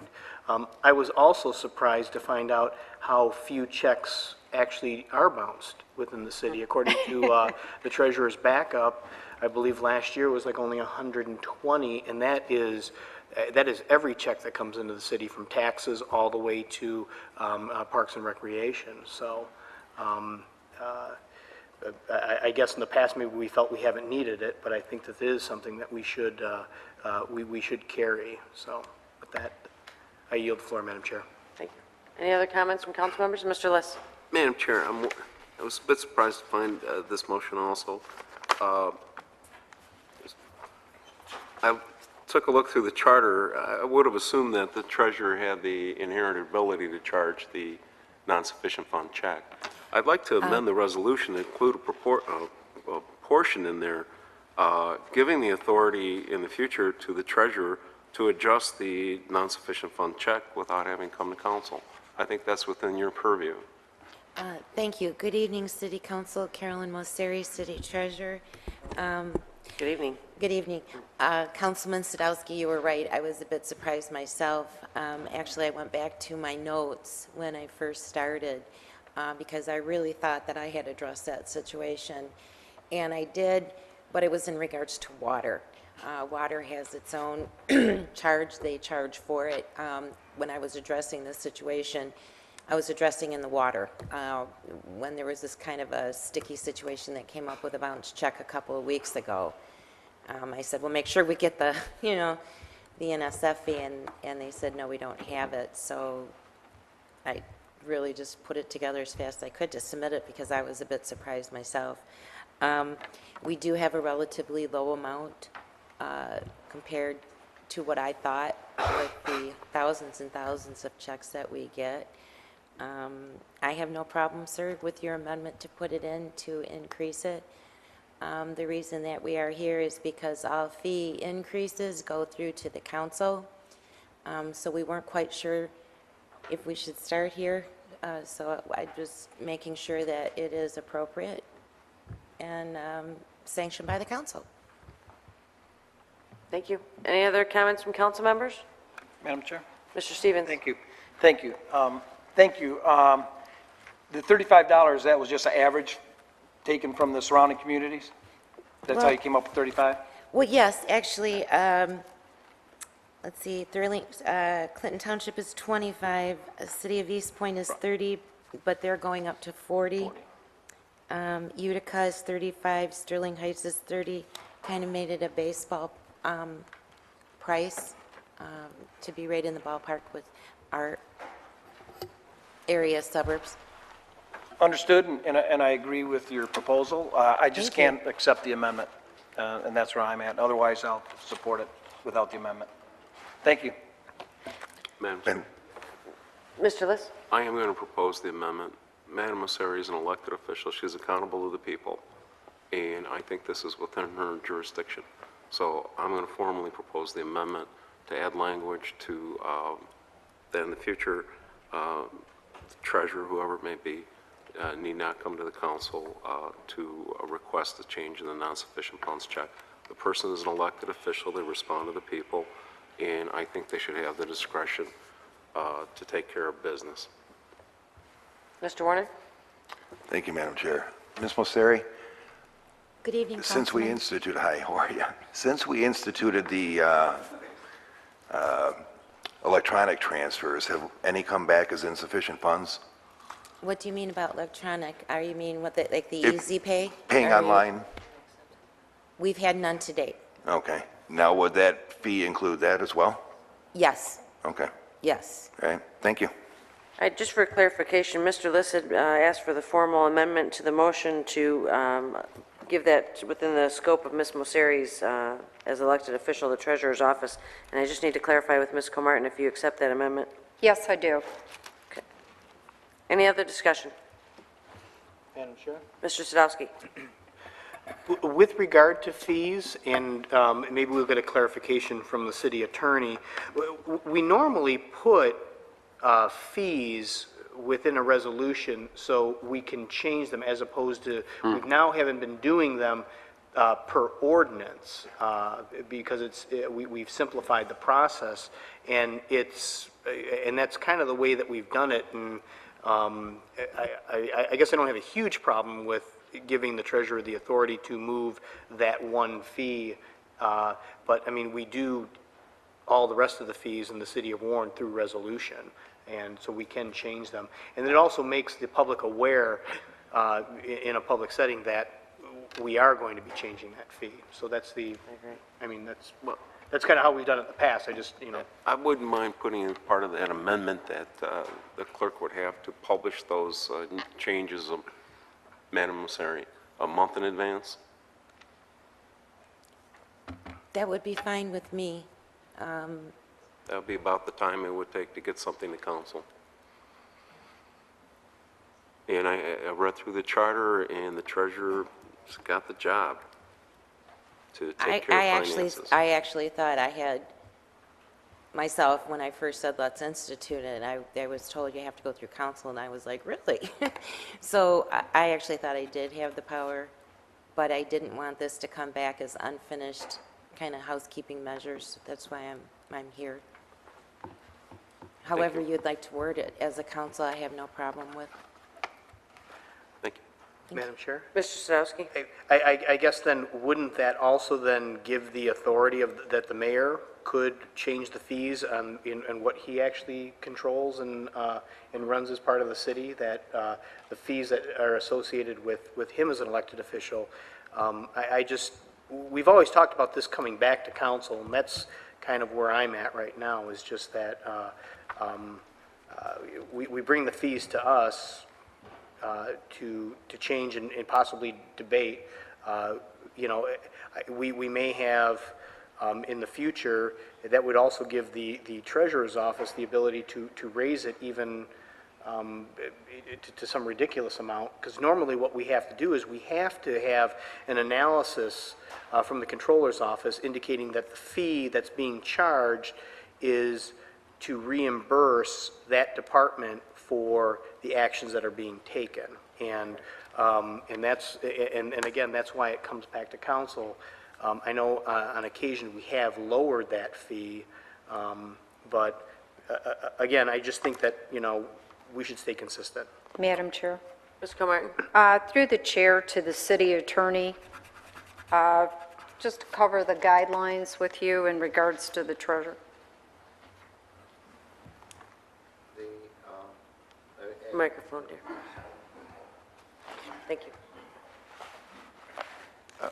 First of all, the Michigan Revised Judicature Act 6 MCL 600.2951 provides for a fee, I believe it is of $25 for an NSF check and $35 if it is not paid after 7-day notice. So I think that was the benchmark, and I believe that if we're going to go outside of that parameter, then the treasurer, as I assume she could do, could justify a higher fee if she can demonstrate that the activities required or the work required upon receiving or flowing from the receipt of an NSF check is justified.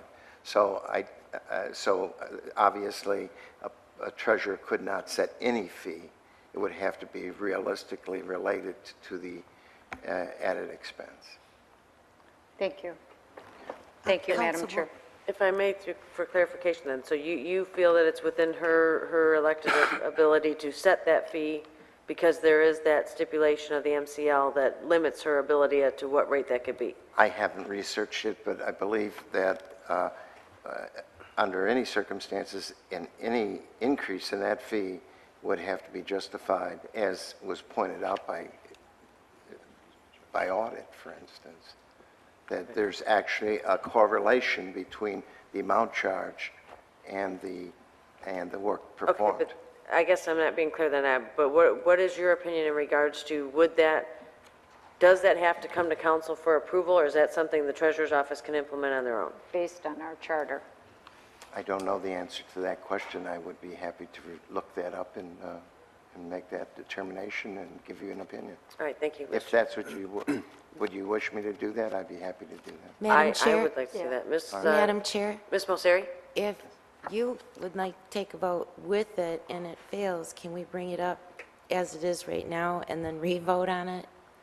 Yes. No offense to Councilman List, but I don't have a problem ever coming back to council with it lifted. I would hate to see this fail. So I was just wondering if you can put in there, if it passes, if it fails, if you can re-vote on it without the amendment on it. Mr. Green, then Mr. List. Thank you, Madam Chair. Currently, there's no NSF charge, correct? Not, we have For an the treasurer's NSF charge for the water department, nothing But else. not for the treasurer's office or the city. In the city, yes. So the reason we have to come here is not to set the fee, but from the budget standpoint, we have to pass a resolution of where she's going to deposit the money. That's the purpose for being here right now. Whether she sets the fee at $35, $50, $100, whatever the cost is, and it's reasonable and whatnot, I don't think we should be coming back for this.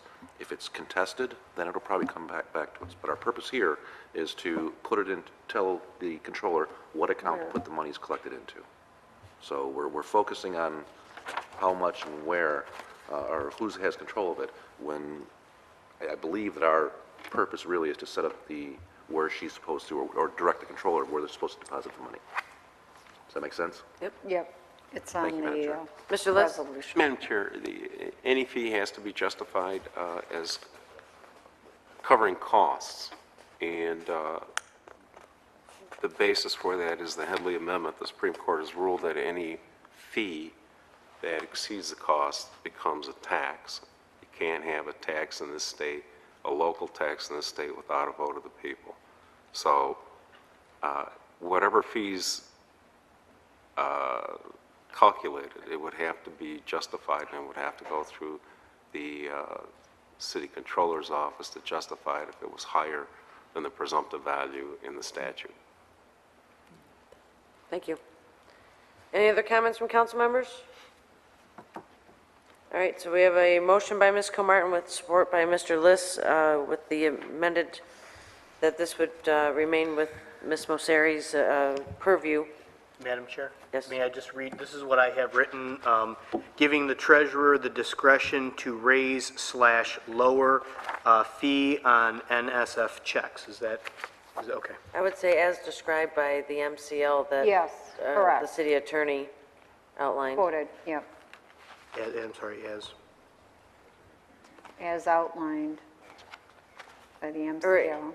And he quoted, What's the word I'm looking for? In, not conjunction, but in relation to MCL 600 something, I don't remember the last part. In correlation? Yeah, In correlation? yeah, within the regulations of MCL 600. Okay, with that, I'm going to go ahead and call the question. Ms. Comartin? yes. Mr. Liss? Yes. Mr. Sadowski? No. Mr. Stevens? No. Ms. Vogt? Yes. Mr. Warner? No. Mr. Bacamino? No. Mr. Green? Yes. Camp, yes. Motion passed, 5-4. Thank you, council. Good evening. Item 12B, consideration and adoption of a resolution to approve reconveyance of property to Van Dyke Partners pursuant to the order of Macomb County Circuit Court in Van Dyke in Van Dyke Partners LLC versus City of Warren and Downtown Development Authority, MCCC, case number 08-0928-CH, USCA case number 293721, and authorizing the mayor and the clerk to execute the attached quitclaim deed, reconvening the subject property back to Van Dyke Partners LLC, and that the clerk shall use the executed quitclaim deed be filed and recorded with the Macomb County Register of Deeds. Motion to approve? Support. Support with discussion, please. Motion by Mr. Sadowski, support by Mr. Stevens, discussion by Ms. Vogt. Thank you, Madam Chair. I guess the question, I think, maybe goes to the city attorney. Front page of this is stamped attorney-client privilege, not subject to disclosure.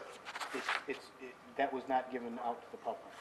That was not, okay. Correct. That was, And it was not put on the internet. so all that was given to the public or on the website was the resolution? And there was other information that was given to them. The but it quitclaim deed, the opinion and order? Let me check, The stuff that was stamped attorney-client privilege, because I double-checked on that, that was not issued to the public. That was Okay. the only thing, Very good. Correct. Madam Chair. All right, all we're doing with this is complying with a court order. We really don't have much choice. So, that was all. I just wanted to be sure it wasn't disclosed. Madam Chair. Ms. Comartin? Just for clarification purposes, to the city attorney, not only is the city mentioned, but also the DDA is mentioned. Are they aware, did they take a vote on this also?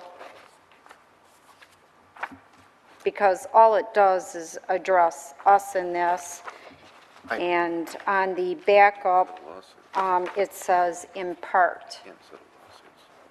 So is there an additional part to this? The litigation, I was not involved with the litigation, but as I understand it, and in reading Judge Matthew Sotowski's opinion, the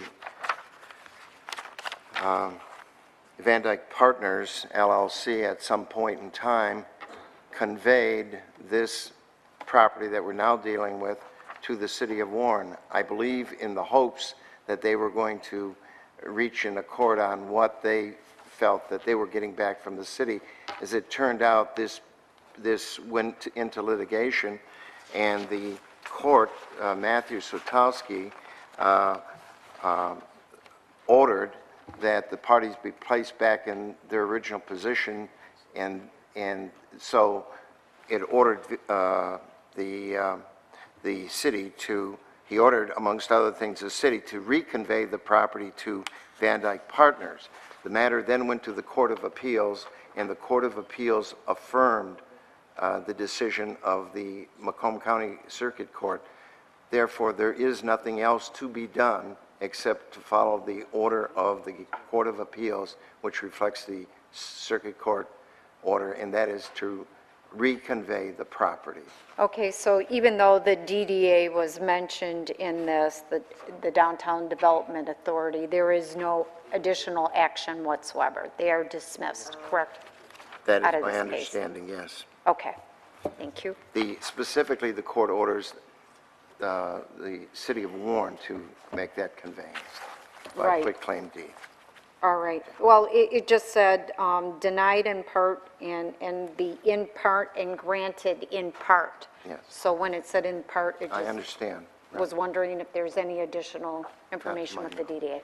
Not that would affect the reconveyance, no. Perfect. Thank you very much. All right. Any other discussion? Go ahead and call the question. Mr. Sadowski? Yes. Mr. Stevens? Yes. Ms. Vogt? Yes. Mr. Warner?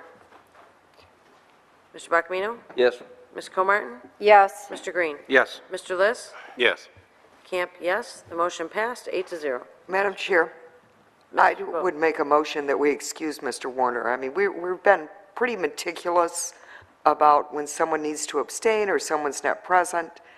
If someone steps out for whatever reason, I think, and Mr. Warner's back, so maybe he'd like to vote. Mr. Warner, I have not called the next question in regards to item 12B. Yes. Thank you. The item passed unanimously. Might I suggest that we take a quick comfort break? Confirm. I have a request for a recess. The council will take a brief recess.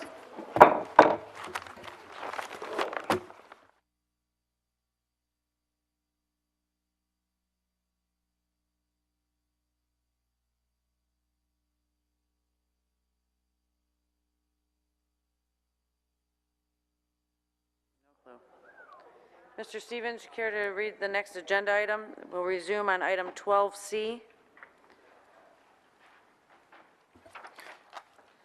Thank you, Madam Chair. Oh, he's back.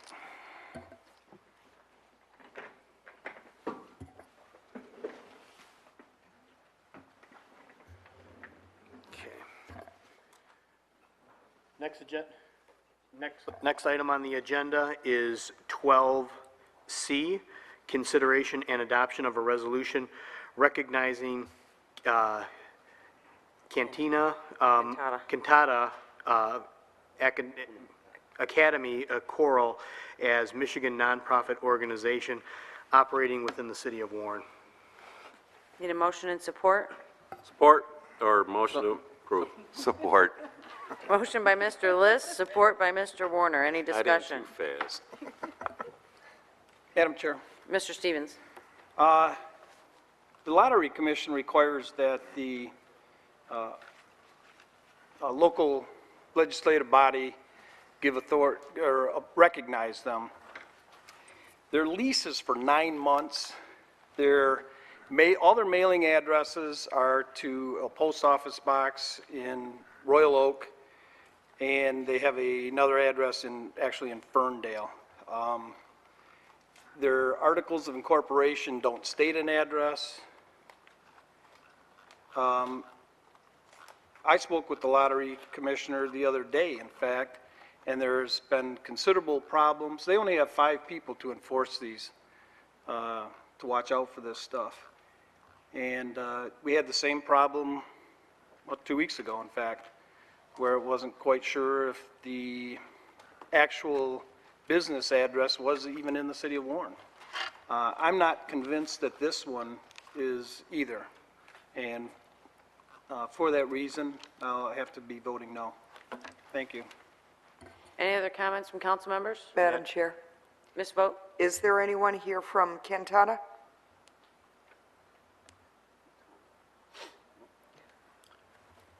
Table. Well, I guess I'd like to hear from the organization, and if they needed it, I think they'd be here. So I won't be supporting this one. Thank you. Mr. Sadowski? Yeah, I actually did have a conversation with the individuals today. They use the address out of the church as their offices. Now, they do have the P.O. box number, but she was told by the state that because their offices are here in the city of Warren, that the city of Warren has to be the legislative body. Otherwise, they would have used the Royal Oak office. They actually consider themselves a tri-county organization because of their concerts that they put on. They travel, throughout the area. And that was, from the conversation I had, that was directed by the state to follow through with the city of Warren. Those are my comments. Mr. List? Thank you, Madam Chair. I don't necessarily see this item fail. They seem to be a charitable group. They provide a lot of documentation, including their newsletter and their articles of incorporation, or excuse me, their bylaws. And don't necessarily want to tell them no if we're wrong. So I'd like to propose that we table it for 2 weeks with an invitation from the leaders of this group to come to the council and talk about their organization. Motion to table by Mr. List, support to table by Mr. Warner. All in favor? Aye. Those opposed? The item has been tabled.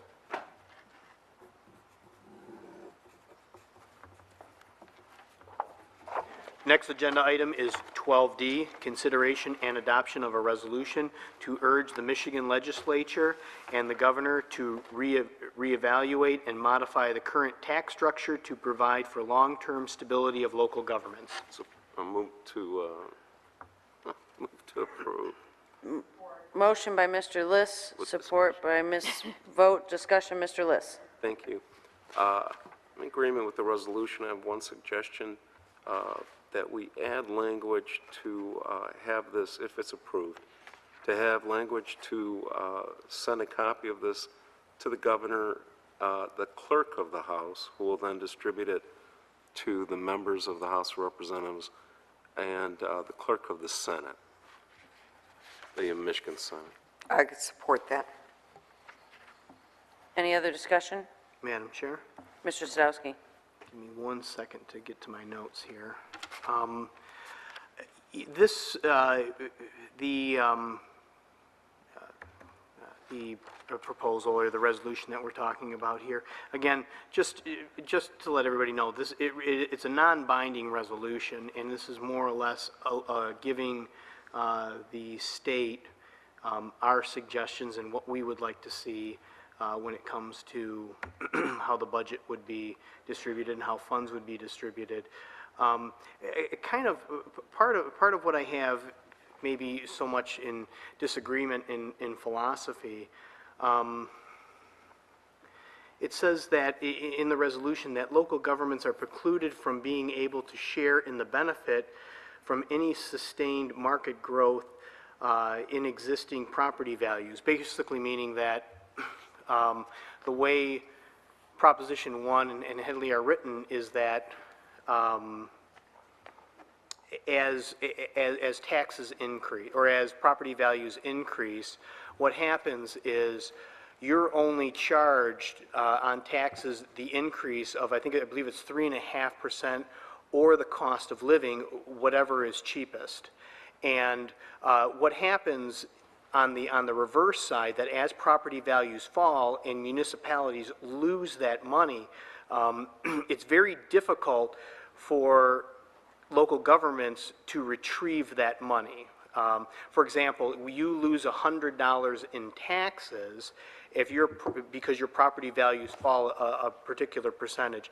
As those percentages then increase, the city doesn't see the same increase in revenues back into their coffers. But what that also says, though, is that Proposition A is put into place to control what you're being taxed and the amount that's being taxed and the raise on your tax, because as property values of several years ago, as they increased, the increase in your taxes was very small. Proposition A was designed to keep this wave of how municipalities receive money, although I don't think it was, when it was originally written, perceived that we would have this type of a market decline. The concern I have is we've already hit the bottom of the barrel, and there's a lot of families that are out there that are hurting. And if we adjust Proposition A at this point, now what's going to happen is as the property values start to come back and as people start to gain income, now we're going to be taking more money away from them. I don't necessarily think the answer to stabilizing the state and local government is to take a larger percentage of tax dollars out of someone's pocket, and that's kind of what I'm seeing in parts of the resolution. There's a portion here in the resolution that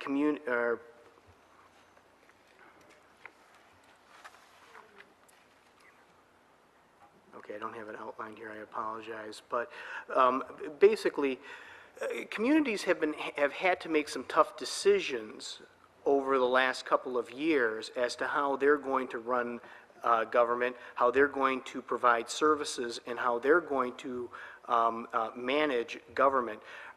The revenues that have been taken out because of the falling property values has hurt a lot of communities. However, what I also think it's done is forced communities to become very creative in how they run their government. For example, here in the city of Warren, some of the tough decisions, again, that we made, bringing back ambulance transport, we've got a formula now where we can actually collect funds for that. We've restructured sanitation and purchased vehicles, and now instead of taking the trash over to the transfer station, we take it elsewhere. We've reduced overtime. My concern is if we go ahead and we go through and we try to readjust Proposition A, then communities become less creative in how they do it. I also think, and we're going to be doing this in the next couple of weeks, is talking with Centerline, and we should more communities should try to get together to restructure how they do services and try to do shared services. I'm going to vote no on this simply because I think the way we're looking, or the way this is going, we should be looking at other functions. I think changing Proposition A it would, in my opinion, is just raising taxes. Those are my points. Thank you. Madam Chair. Ms. Comartin? Thank you, Madam Chair. On this particular issue, looking at changing the Headley Amendment in Proposal A, I think I'd like to see what is projected first before I gave any kind of, perception that I want it rolled up and changed. So I don't feel comfortable with the language that is in here. Unfortunately, with the economy right now, what's happening with inflation, our property values, and the way everything's tied in, I do think that unless it's looked at very carefully, there could be hurt brought to the residents, and I don't want to see that happen. I'd like to see what's presented and what we're going to deal with first, just like the health care plan. I mean, everybody, everything gets rolled into it, and then you look at it, by the time you take it apart, you go, what did we do? I don't want to see that happen. I want to look at what our options are first before I make any suggestions to what direction I would like to go in. Thank you, Madam Chair. Any further comments from council? Madam Chair, Ms. Vogt?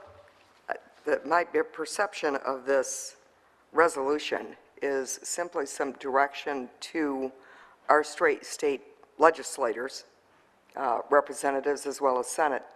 Look at it. We're not telling them we want you to do A, B, C. We're saying, please, look at it, study it, and then we can see what they come up with. I mean, we're not sending it to them and saying, raise taxes now. I think property taxes fall, they don't come back up, even if the value comes up with Headley.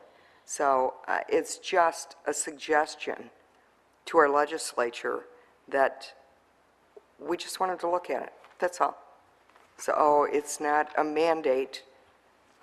It's just look at it, tell us what you're thinking. Thank you. Any further comments from council members? Madam Chair. Mr. List? Thank you, Madam Chair. Before the meeting started, I handed out this, what's called a one-pager. It's from left it on all the council chairs. It's from the Michigan Municipal League.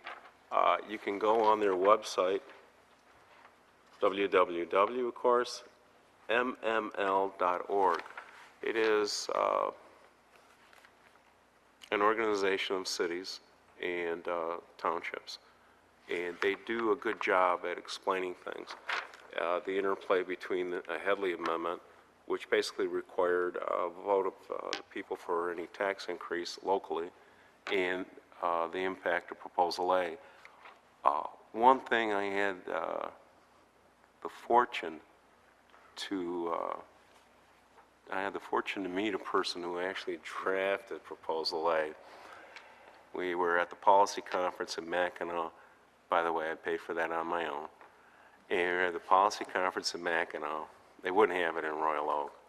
So we were on the way to a restaurant in one of those horse buggies, and I was complaining bitterly about Proposal A, that one of the unintended consequences of Proposal A was that it had not taken into effect the crash in the housing market. In fact, we had a housing bubble that crashed, and we've had the worst housing devaluation in this country's history except for the Great Depression. Proposal A, the gentleman turned around and he looked at me and I said, "What, you wrote it?" And he said, "Well, yeah, I was one of the authors." So we had a great discussion during dinner, but basically Proposal A at that time was designed to protect schools, because a lot of schools were having operating millages turned down. And an operating millage is just that. It's not for buildings, it's not to get new equipment. It is just that, to operate the basic needs of the school, to have the doors open and to have the teachers paid. School district after school district was asking for an operating millage renewal. A number of them were turned down. So basically what happened was the schools had to close their doors. So what Proposal A was designed to do was to increase the sales tax to 6%, and include revenue sharing that would take the stress away from the people on property taxes. Nobody, including this person who was one of the co-authors, anticipated the downfall in the market. So that being said, I think it would behoove the legislature to take a look at this issue with both Proposal A and Headley. I'm not asking anybody to raise taxes yet, but to take a look at the situation and address the problem. I yield. Any other comments from council members? Just my assessment of this felt that there was a direct intention of, the current language of the Headley, as far as the resolution, was that, yes, is it look at it, but it almost sounds as though it's an advocation that Headley and/or Proposal A be repealed, and not knowing what the intention of, how you intend to balance that or replace that. I think it does put, I think Mr. Sadowski and Ms. Comartin are accurate in the fact that you're walking on a slippery slope. I think there's a lot of ideas that are coming forward under the new governor. There's already been talk about the fact that, like, the Michigan business tax will be going away, different things like that, and I think that, we need to allow them to look at these phases first. And quite honestly, we've argued at different phases throughout our term here, even in our own budget, that there are cuts that were not made. And to have this repealed at this point in time or adjusted in some way, I think gives municipalities the opportunity to not continue on the path of consolidation and streamlining services and making the cuts that should be made.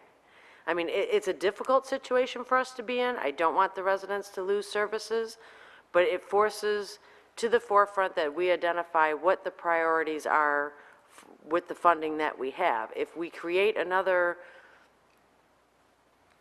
I guess, a shot of revenue into that, I think we'll have taken a giant step back from the progress that we've made, not only here in Warren, but in other communities. And I think we weather the difficult storm and prove how efficient and effective we can be and determine those priorities before we, make the financial changes or the legislative changes that just allow us to infuse more money to promote the remaining aspects of government that aren't really proper or in the most efficient manner. So for that, I'll be voting against this as well. With that, I'll call the question. Mr. Liss? Yes. Ms. Vogt? Yes. Mr. Warner? No. Mr. Stevens? No. Mr. Sadowski? No. Mr. Green? No. Ms. Comartin? No. Mr. Buckamino? No. Camp, no. The item failed, 7-2. Next agenda item is number 13, audience participation. And if you would give me a second.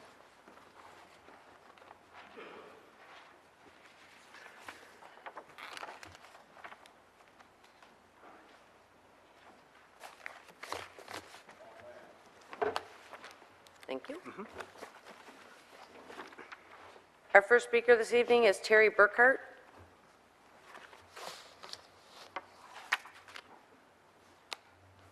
I don't see anyone, so we'll come back to that. Our next speaker is Maury Daniels. Just a reminder, there is a 3-minute time rule unless a majority of council approves an extension, so please be mindful of that fact.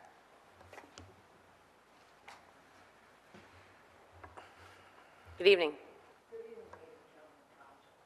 Mr. Daniels, can you make sure the microphone's on? I'm sorry. Thank you. Good evening. First problem I got is I've asked some questions by council, and y'all sat on your hands, stuck your head in the sand, and buried yourself like an ostrich. Very good question, because we have election come up this year. I asked you questions if Mr. Faust ever served in the military. If he did, what ranks did he come with? I knew he never served in the military, never received any rank. In fact, he couldn't have because he took off for England. That's our mayor.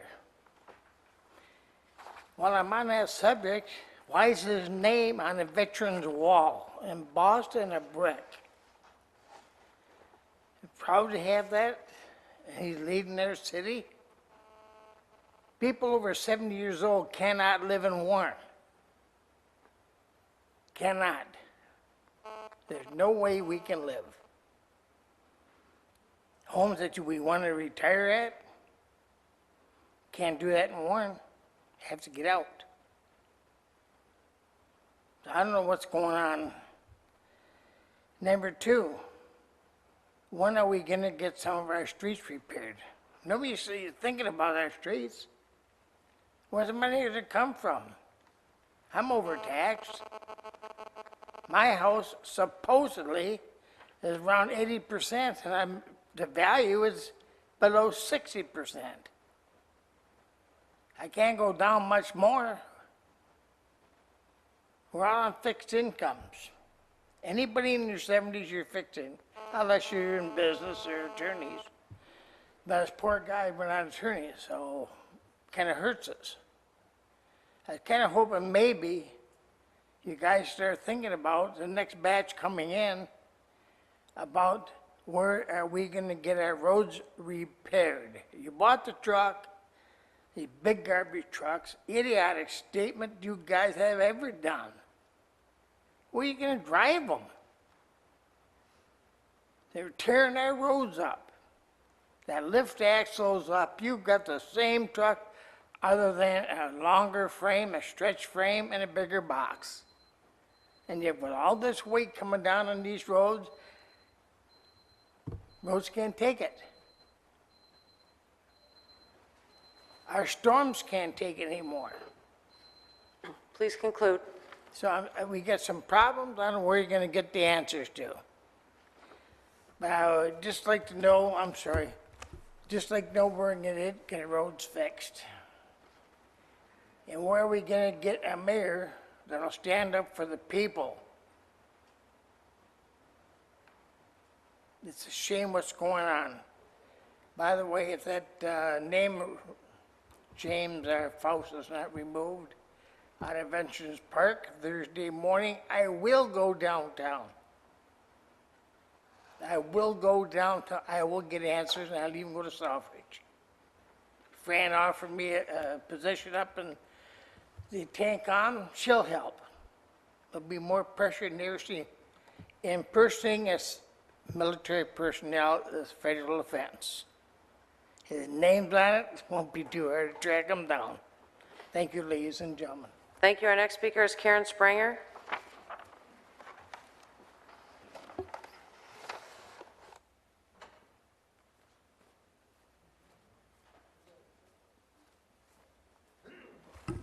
Good evening. Good evening, council member. I guess I'm a little frustrated because no one has directly contacted me about the smart meters and what we can do as a citizen to oppose it by saying no. In 6 months, approximately, from this date, we will be forced, as a citizen of Warren, to accept a smart meter on our water line that's inside our home.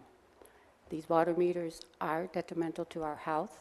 I've given you plenty of opportunity to read the material that was submitted in March 8th, and on February 22nd, I addressed the forum to consider smart meters to be a serious topic. It's not even going to just be our state, Michigan. It's the United States, and it's going to be worldwide. I have a statement to read from the worldwide global community warning us to take this EMF seriously. Ongoing development in biological science increases worldwide consensus among life scientists that the multi of cellular changes introduced by non-irradiating electromagnetic fields may be over long time accumulative into a range of serious health problems. Due to a prolonged exposure at levels significantly below the current exposure guidelines, these fast-emerging long-term effects forms a wide threat to public health. It goes on, so I'm going to submit this for record. And I just want to say that the International EM Alliance had done a wonderful job, and their mission is to protect the world long-term health from non-irradiated electromagnetic fields. We will be having 3 meters in our home, gas, electric, and water.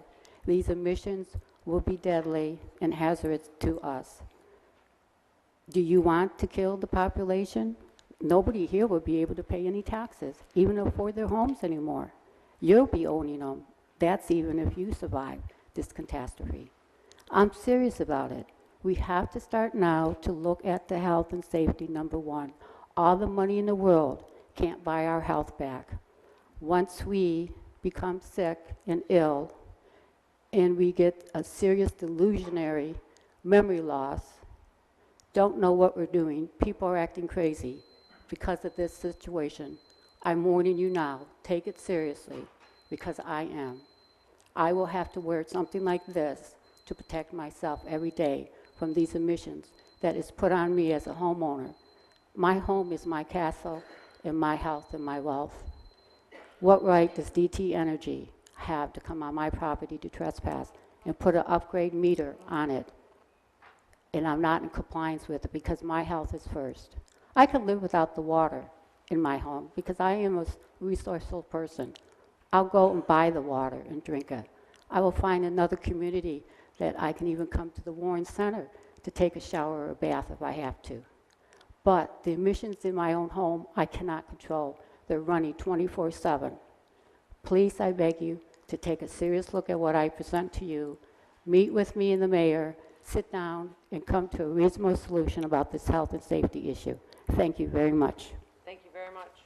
Our next speaker is Jane For McNeil. record.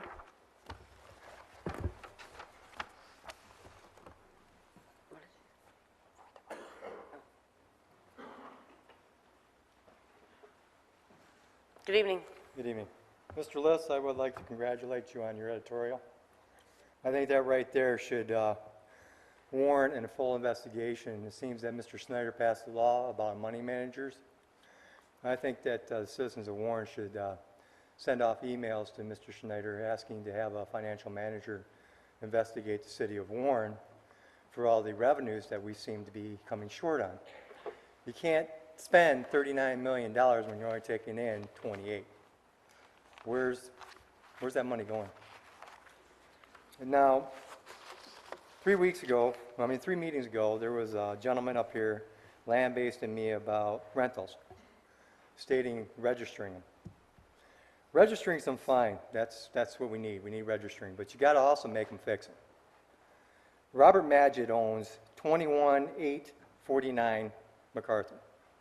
I called Mr. Faust on 6/10/10 of last year to talk to him about Mr. Magid's house. There's 21 violations against that home, okay? Mr. Faust sent Mr. Ganem and myself to go over there and investigate the house about bad electrical, plumbing, duct tape on the windows and stuff. At that time, there was a C of O sticker stuck on the home. Tom Strickland went over there and put a hold on the rental until the electrical and everything was brought up to code. At this time, there was only maybe 5 violations repaired, and this gentleman proceeded to rent this house again with the violations still intact. Why do we have a renter's code? Why do we have a renter's office? If we can't get these people to comply to fix these houses up, it's only getting worse. On the one section here, it says to remove the 4x4 post that's holding retention wire to the electrical pole. I just went by there today and took the picture of that 4x4 still holding that retention wire, pulling the roof apart. Why do we have a renter's guidebook? Why do we rent? Why do we have a rental department if we're not going to make these people fix their houses? Here's another one. 11279. Now, Mr. Vanderlinden came out and he inspected this house. It has an aluminum awning on the back of the house that they enclosed and made it a third room, which is considered a non-conforming structure. It has no foundation. It's sitting on a slab. They drywalled it and they put vinyl siding on the side. Mr. Vanderlinden was the one that wrote it up, sent it over to building. Mr. Dean James turned around and put a hold on everything, stating that this house should not be rented until that non-conform structure be taken down. Guess what? It's rented. It's rented. And this non-conform structure is still standing. I have the pictures right here to prove it. I went and took them. The neighbor behind let me graciously walk through the backyard so I wasn't breaking the law. I asked permission. There's the pictures to prove it. Still aluminum awning, still enclosed, still non-conforming construction structure with no footers. Please conclude. Thank you. Motion to suspend rules. Motion by Ms. Comartin. All in favor? Those opposed? Go ahead and continue, Mr. McDaniel. Thank you. Here's another one. It's Latif, 8246 Orchard. Mary, you remember me telling you about this one? The stairs going upstairs almost caught fire because of the furnace, because the exhaust pipe's sitting right against the stairs. There's butter knives holding the windows closed. The roof is so bad it's leaking in about 5 different places. It was closed down for a year. Rental closed it down, so did the C of O. Mr. Latif lobbied the rental department, fixed like 5 things, and I have pictures today, pictures I took today of this house. The shingles are curled, the chimneys, they slapped mud up on it, just regular mortar, to make it look halfway decent. It's a disgusting mess. Now, you all probably read that article that Warren Weekly did on me a couple weeks ago. I would like to take each and every one of you out there and show you some of these rental properties and see what these landlords are getting away with.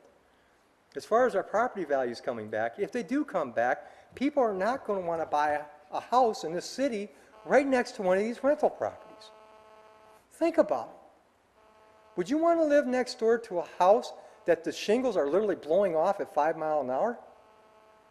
Or they got blow foam filling cracks on the outside and then they paint over it? Okay? This man is also trying to get another one of his houses up that's been closed down for 2 years that I had closed down because it was filled with cockroaches. The floors are caving in. He's lobbying again. There's holes in the roof. He's lobbying the rental department as we speak to reopen this house. Dean James says this house needs to come down, but he's trying to lobby to re-rent it. If he successfully succeeds, what are we going to do? We're going to let this gentleman let people get sick? We're going to let this gentleman rent this house out for $600 a month and don't care who moves into it, destroying our neighborhoods, degrading our neighborhoods more and more? Mr. Fowle said the buck stops here. He knows about these. I've taken him to these. And what has he done? Nothing but let them rent them out because he wants the 100% taxable dollars. And this districting thing, it's only going to kill the South End even more because we still won't have representation down there. I want to see Keith come down there if he gets in my district and come take a look at some of these rentals. I've asked you 100 times to come down there, Keith. I would love to show you these things. Mr. Warner, same thing. Thank you, Mr. Green. You have. Mrs. Vogt has. Donna has. Mary has. And Bacamino has. And Mr. Liss, I would love to show you some of these. These houses are being rented, people, and they're only getting worse. And so is our neighborhoods. Please conclude. I want to thank you again. I'm sorry in my absence I haven't been around, but my health is failing and I need to get some things taken care of. Again, please, get a hold of me. Let me show you these houses. Let it be an eye-waking experience because it's going to hit the North End. After all these houses are bought up, all these slumlords are destroying these houses, it's coming north. And when it hits here, you ain't going to be able to stop it. You guys have a good one. Thank you. Our next speaker is Deborah Mullins.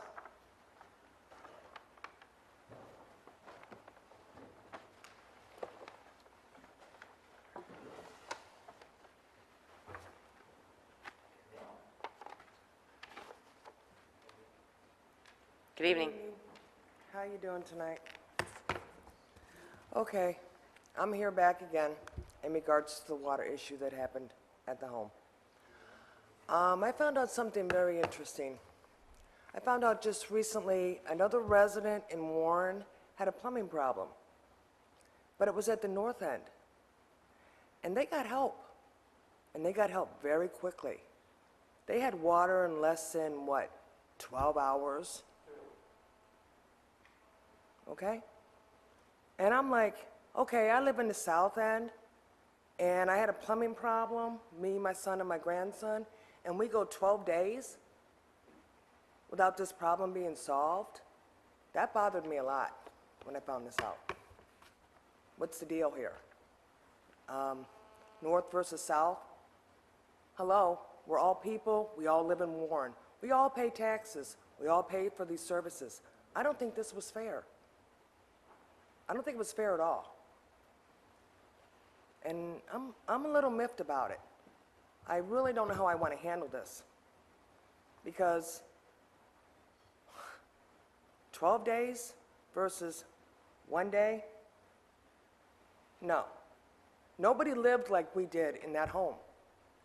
Nobody lived like we did to survive. I mean, if you could have walked in our shoes and lived how we lived, the next time you pick up a glass of water, the next time you go to the bathroom, the next time you brush your teeth, the next time you get a cup of coffee, you think of us. Because we couldn't do that. We couldn't do any of it. And Mayor Fouts, I want you to think of that too. When you get that cup of coffee, and you change your clothes, you get into a clean bed, you think of us, because we couldn't do any of it. Because I'm really appalled by this.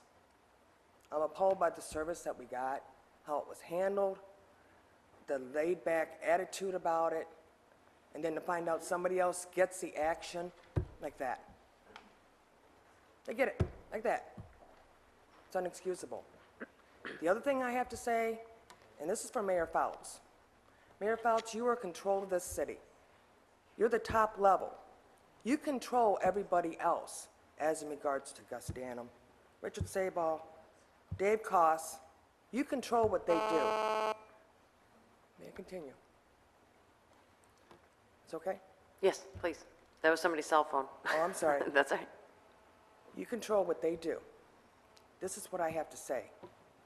The city failed, but this is where they failed at the top level. The top level is you, Mayor Fouts, because you control these individuals. You control these three people and what they do and how they treat the residents of Warren. So as far as I'm concerned, you failed us. You failed the city. And you know what? This is re-election time. Please continue. For you. And this, you know what? This is what I say. The actions that you did not take to help a family in crisis speaks volumes right now to the people of Warren. You did not do anything to help us. So this is what I have to say. That's my conclusion. If you want failure, vote for Fouts. And I'm done. You guys have a nice evening. Thank you very much. Our next speaker is Dean Barry.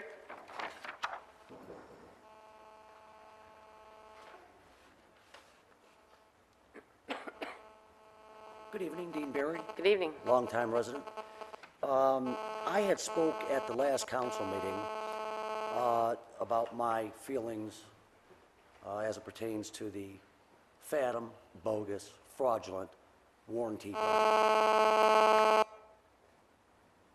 Apologize, Mr. Barry. Please continue. That's quite all right. Just extend me some time if need be.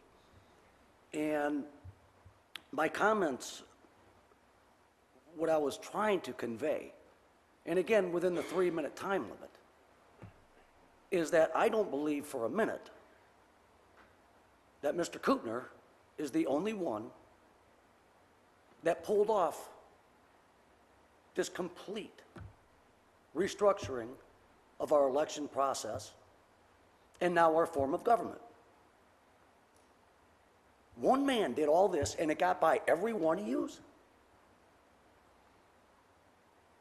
Did it get by the mayor too? Well, of course it didn't. And I'm not insinuating that any of you are behind this, and I want to make that clear. What I am suggesting is this. It would be to your best interest, and it would certainly help the citizens and alleviate a lot of confusion if when there is an issue of this proportion, that whether you want to or not, you have a clear choice to tell the people where you stand on it. There are some that have spoken out against it. I happen to agree with them. Then there are some that have said very little, if anything, which leaves me and other people watching at home and those of us here in the auditorium to believe that you're for it. Maybe you are. But I'm told off the record that no, not really, you're not for it.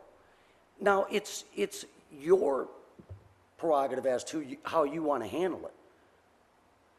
Personally, it means a lot more to me, and I'll bet most people in this town, if you take a stand one way or the other. And if you're worried about what these so-called 20,000 people that signed these petitions are thinking of you, remember, they got hoodwinked. And as far as I'm concerned, evil prevailed. And we're stuck with a big mess. And that's what I was trying to say, and I do apologize to any of you if what I said suggested to you Motion to suspend the that I'm rules. accusing anybody. All I'm saying is stand up for what you believe in one way or the other. People need to know. There are bazillions of people watching at home. Mr. Barry, I have a motion to extend the time. Do you wish to extend your time? I do wish to extend my time. All right, I have a motion by Ms. Comartin, support by Ms. Vogt. All in favor? Aye. Those opposed? Thank you. Please Thank continue. you all. And so, I mean, it's a suggestion to you. And, you know, it would have helped me to bring this point across probably more accurately had I had more than 3 minutes. If you put yourself in our shoes, we're trying to think of what we're going to say, hopefully have all of our facts straight, and then be mindful of this all at the same time.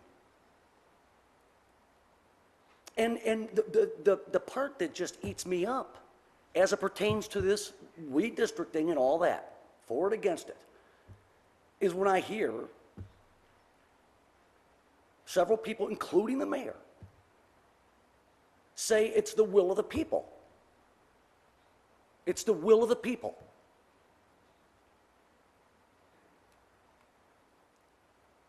I would bet you right now, the will of the people is to get rid of this ridiculous 3-minute rule so that we could eliminate a lot of confusion. You have all the time you need to talk about anything. You should leave us with no confusion as to where you're at on any particular issue. We shouldn't have to come up here and try to extract it out of you. And then in doing so, we only have but a few minutes. It's a bad rule. It needs to go. The council president, without a doubt, has the right, if he or she deems that somebody is just carrying on too long, perhaps becoming repetitive, to say, you know what, you've already made your point, please wrap it up. We don't need a fixed rule. We're not kindergartners here.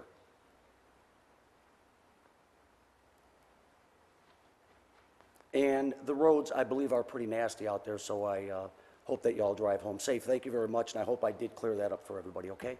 Thank you, good night. Thank you. Our next speaker is Eugene Sawyer.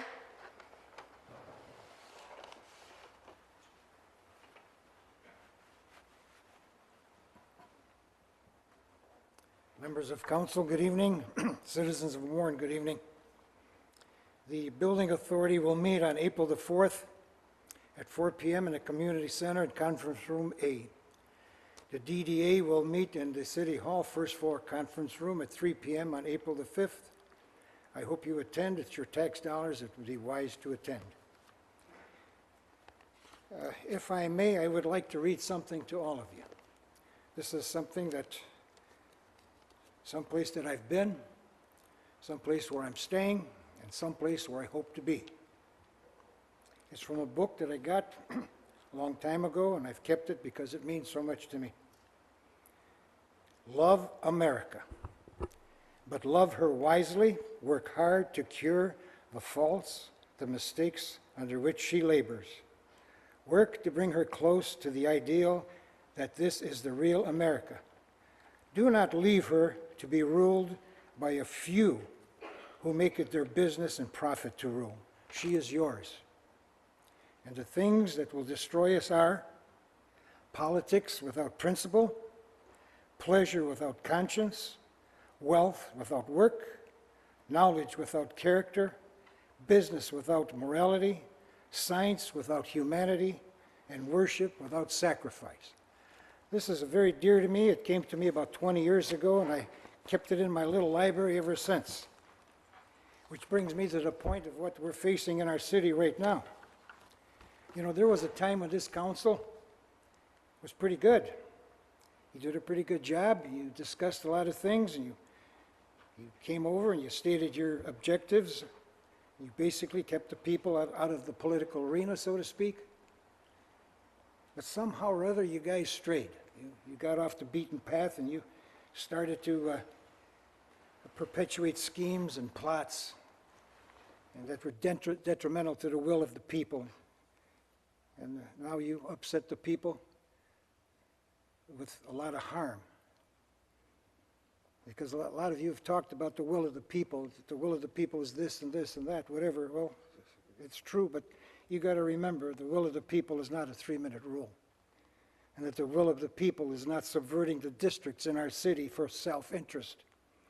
And that the will of the people is true representation with people who are well-informed and attuned to the workings of the city.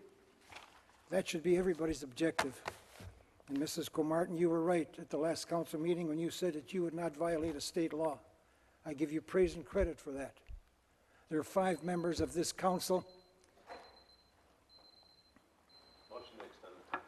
Motion by Mr. List. Support. Support by Ms. Comartin. All in favor? Aye. Those opposed? Please continue, Mr. Sawyer. Thank you, Mr. List. There were 5 members of this council that voted to send the mayor's representatives to be at the district meetings. Now, you've got to remember that none of these 2 members ever attended any of these meetings.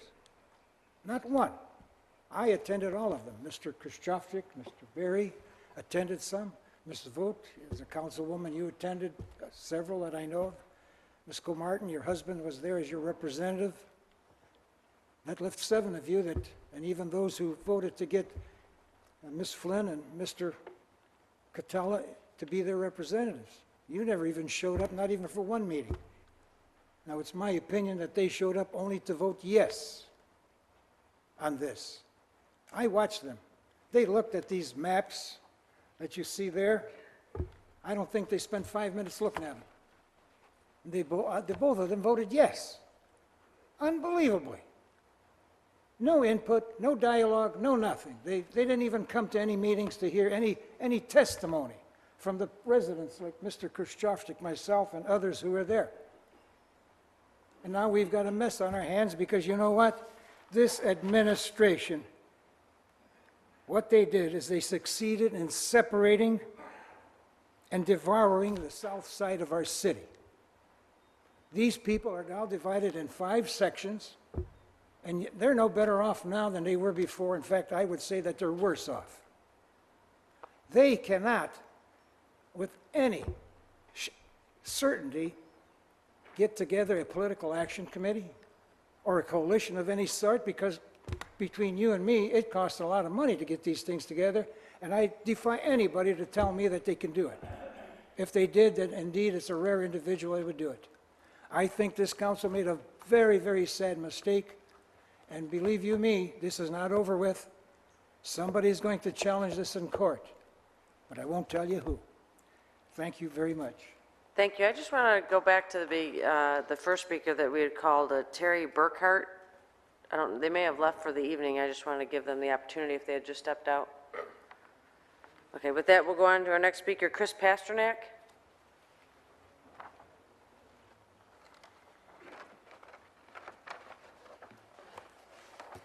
Good evening. My name's Chris Pasternak. First thing I'm going to talk about is I'd like to commend Councilman Liss on trying to stop the fertilizer. I'm sorry, it's wasteless spending if it's just 1 year. If our lawn services do not cut the grass along the fence line, If that's not even in their, the proposals that come before this council, that's ridiculous. That it's going to grow and we're not even taking care of that, that doesn't make sense. I mean, if we would have just do the fertilizer on the things that are going to make us money. If that's just the fields, go right ahead. I have no issue with that because it's making us money. All these other properties aren't making us money. There's no point in it. It might cost you 1 or 2 extra cuttings to cut that lawn over the 3-month, 4-month period, whatever. It just doesn't make sense. I mean, the other question is, do we have the equipment already on hand? Because if they're already fertilizing some areas, couldn't they just put a different kind of fertilizer in there? Couldn't we just save a little bit of money by getting the right fertilizer for these parks and do it ourselves? Questions were never asked. About certifications, were they certified to do these things as well? Another question I'll go with all the snow melting, we're seeing more trash and litter on our streets, and it's an issue I brought before. When they go down the streets and pick up the garbage and tip over garbage cans, especially after it snows and everything, we're not allowed to have lids on our garbage can. They tip them over, the garbage gets stuck in the snow, gets stuck wherever, so now our city is completely trashed. It's not clean like their signs say. Next question I want to ask, has anyone done anything about Mr. Stevenson's sign that's up there? It says, "I love the city of Warren." It's been brought up many times. That's city property, if it serves me correct. Is that computer city property? And if it is, did you deface it by putting a bumper sticker on it? Doesn't matter what it says. It's defacing city property. Another question is, according to your council rules, you guys have a 5-minute time limit. How come when our 3 minutes come up, we have to get permission to speak longer? But yet when you guys talk over 5 minutes, there's no discussion about extending your time limit. I don't hear a timer going off when you guys are talking. Another question is, if Mayor Fouts is running parties at the senior center. Need a motion to extend? Motion to suspend the rules. All in favor? Aye. Those opposed? Please continue. Mayor Fouts is running parties at the senior center. On the Warren News that I saw on my way before I came here, talked about Mayor Fouts sponsoring a activity at one of the senior communities that the city owns, if I was correct in what I heard. Was he charged, even though he donated the time, maybe the supplies and everything? Was he charged for rental of that hall to throw the party? I'm charged a rental fee if I want to rent a field. I'm charged a rental fee if I want to rent a pavilion at one of our parks. Is our mayor afforded that same opportunity to pay those fees that we have to pay? And one last thing that I want to talk about is these districts. I find it kind of interesting that each of these districts, that a current city council member would represent all 5 of these districts. And then the other 2 would be at large. The only one that there is a conflict would be Sadowski and Liss in one of the districts, if I'm not mistaken. And with Councilwoman Vogt running for mayor, that would basically account for everyone on the council. How is someone supposed to have a chance if you're running against an incumbent? It's possible, I know. Hopefully it does happen, because some of you guys just do not have a clue. It sickens me just to see what's happened in the last year. That's it. Thanks. Thank you. Our next speaker is Joe Dabrowski.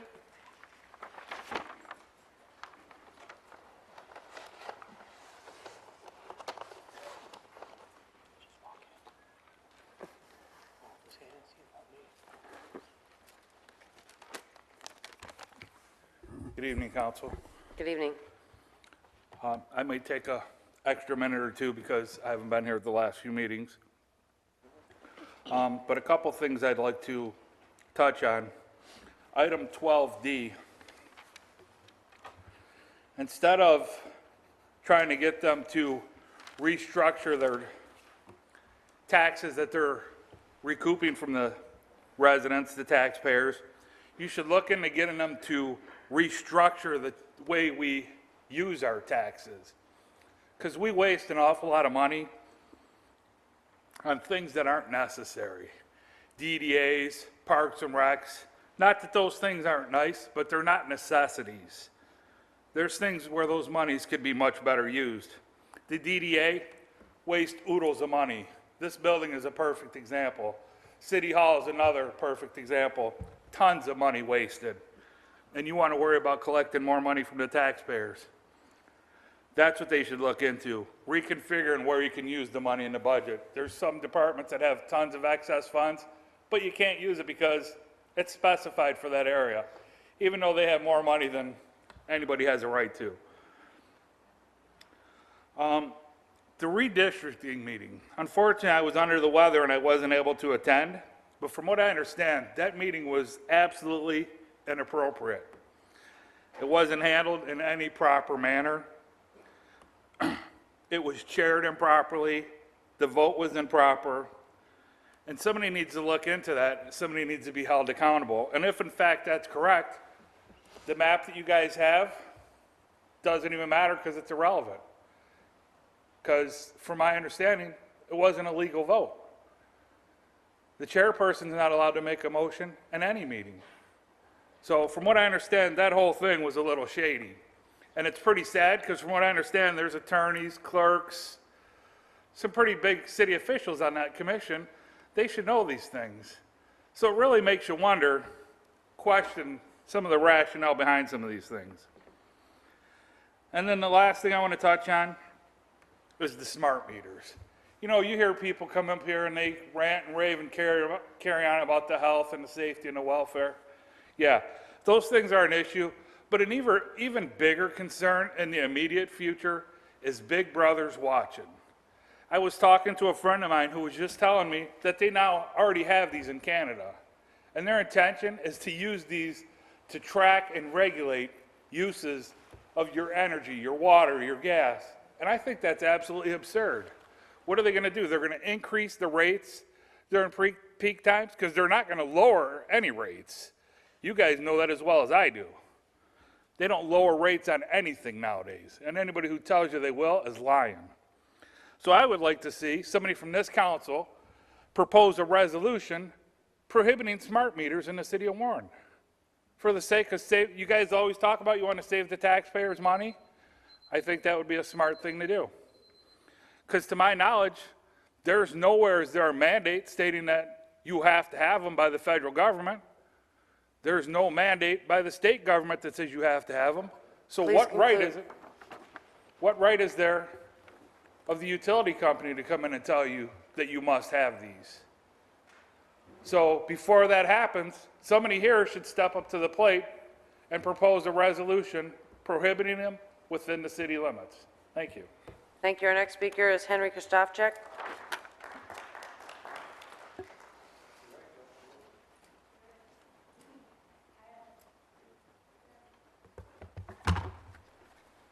Good evening. Good evening. Madam President, distinguished members of council, city attorney. Henry Krzysztofczyk, resident of this community, 71 years.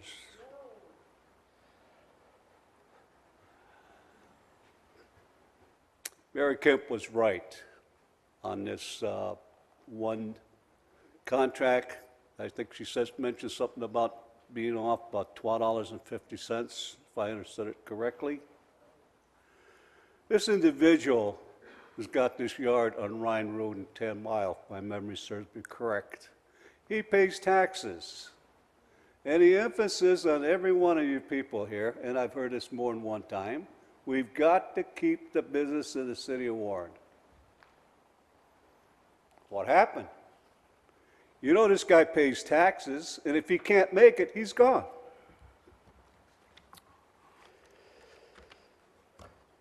In the years that I've been in this community, I've been proud of this city.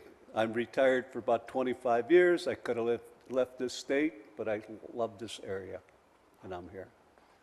But what you people did, the 5 members on council, to this city, in voting for this redistricting, it's there forever. The only change is going to be is if the population fluctuates like a rubber band.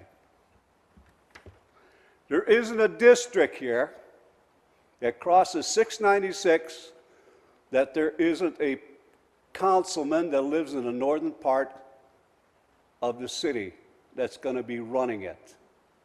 South of 11 Mile Road, they got shafted. It's the 5 of you that voted for the appointment or the confirmation of those 2 individuals. If you would have joined the other 3 and voted no, we wouldn't have this mess. The charter, new charter amendment reads to fact, and I'm paraphrasing, shall be compact.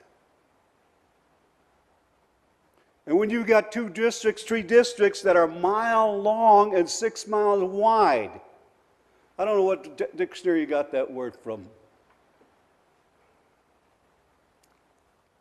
Compact, and how you figure that out. I'm going to make a proposal to the people who live south of 696. The only way you people are going to get representation is to succeed from the north. I hear a few people chuckling. Get your homeowner groups together, meet with Centerline. Can I Ask get a them if motion they're to extend considered this time? in merging. Motion to Motion to suspend the extend rules. another 3 minutes for Mr. Christopchak. All in favor? Aye. All those opposed? Thank you. Please continue, Mr. Krzysztofczyk. Thank you. Ask them if they're interested in merging. The South will have a government, they'll have a city hall, they'll have a tax base, and Centerline will be a community that could survive. And that whole area could be called City of Centerline. In the years I've been in this community, there were 4 different names for the people that lived, or identities for people who lived south of 696. It was 11 Mile Road then. It was Van Dyke, Michigan, Baseline, Michigan, and Centerline, Michigan. And there was another one, my memory escapes me. Now you say, Mr. Krzysztofczyk, you're nuts. Home Rule City Act, Section 13, and I'll read you in part. The territory described in said petition shall be duly and legally consolidated as one city, comma, or attached to, comma, or detached from the city named in such petition. Detached. It's here. And I read another part. Territory detached from any city shall therefore become a part of a township or a village from which it was originally taken, providing, however, that when an incorporated city or village is annexed to and incorporated with a city, such annexed territory shall constitute one or more separate wards of the city. It's here, people. The only way you're going to get representation at the south of 696 is succeed. The 5 council people showed you this.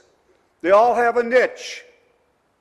Even Bacomito, they moved his district a little bit to compensate for him north of 696. But he's the representative of the South End. The South End will, at best, have 1 representative. Is that what this thing was supposed to be about? Or was it supposed to be in fairness? And I'm serious, people. State law says you can succeed. Go back to the farm countries or back to what you originally was, a township. You got the tax base, or you can incorporate with the city of Centerline if they'll have you. And I don't know why they wouldn't have you. Is because you got the tax base and the territory and the people. That's the only solution to this. We can no longer rely on our elected officials because they only have one thought in their mind. It's not for the betterment of the city or the community, it's for themselves. Thank you. Our next speaker is Gloria Sanker.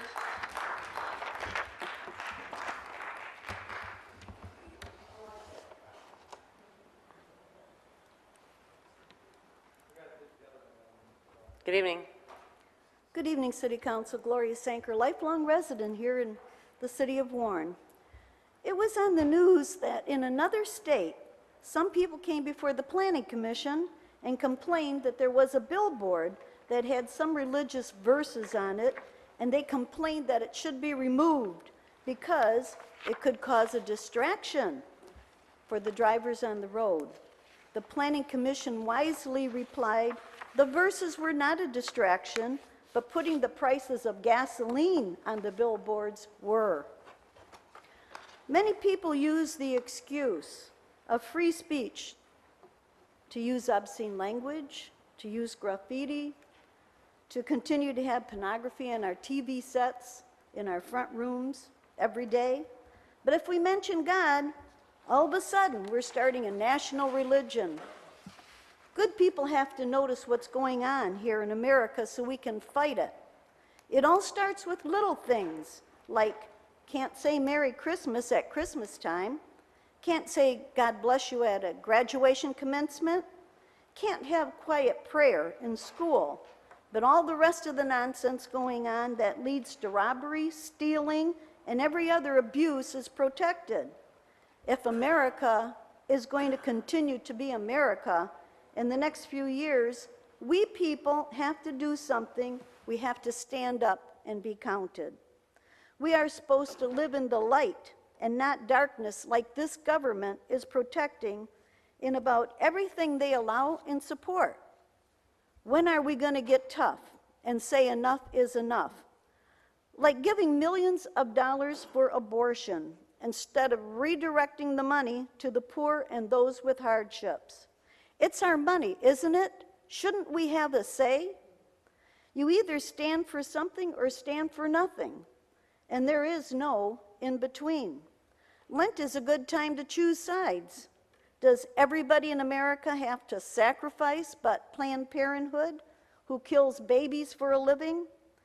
There's a lot of blame to go around for America's problems, but not one so grave as our tax dollars flooding Planned Parenthood. I was outraged to learn that our government is giving more than $363 million of our tax dollars to Planned Parenthood. $363 million of our tax money to Planned Parenthood, who is anti-family and anti-life. I believe it's wrong to force people of conscience to give Planned Parenthood our tax dollars for this abuse. I have 1/2 a minute. They maximize their profits by maximizing abortions. It's not appropriate that this should be a taxpayer-funded organization. It's against everything our forefathers stood for. Write your representatives and tell them to release the $363 million to Planned Parenthood and give it to help the poor and the jobless in our nation. Thank you. Thank you. Our next speaker is Joel Vanderlinden.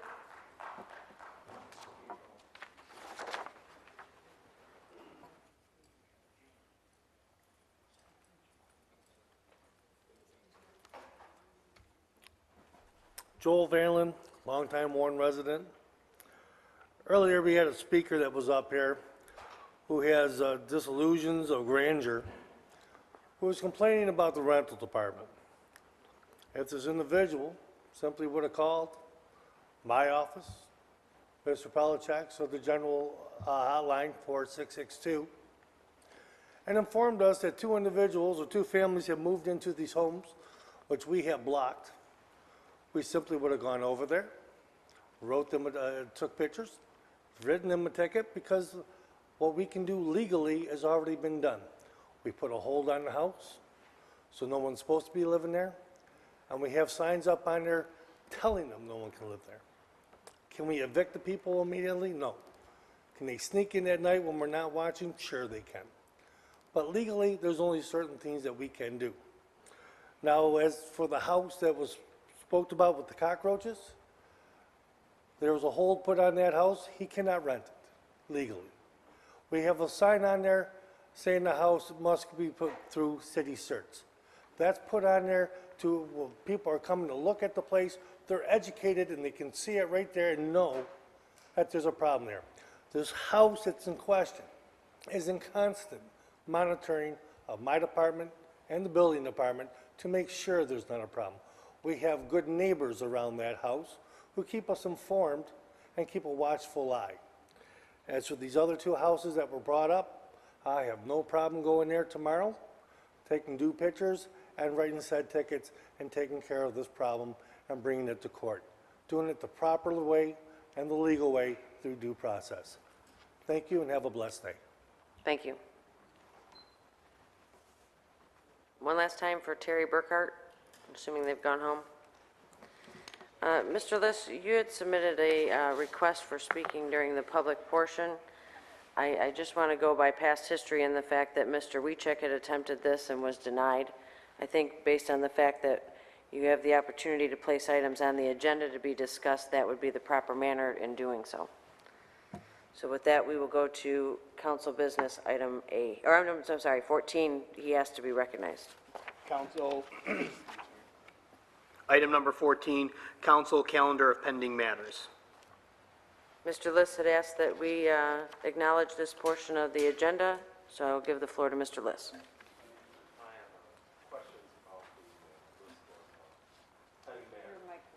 I have a question about the list of pending matters, Madam Chair. The current list of pending matters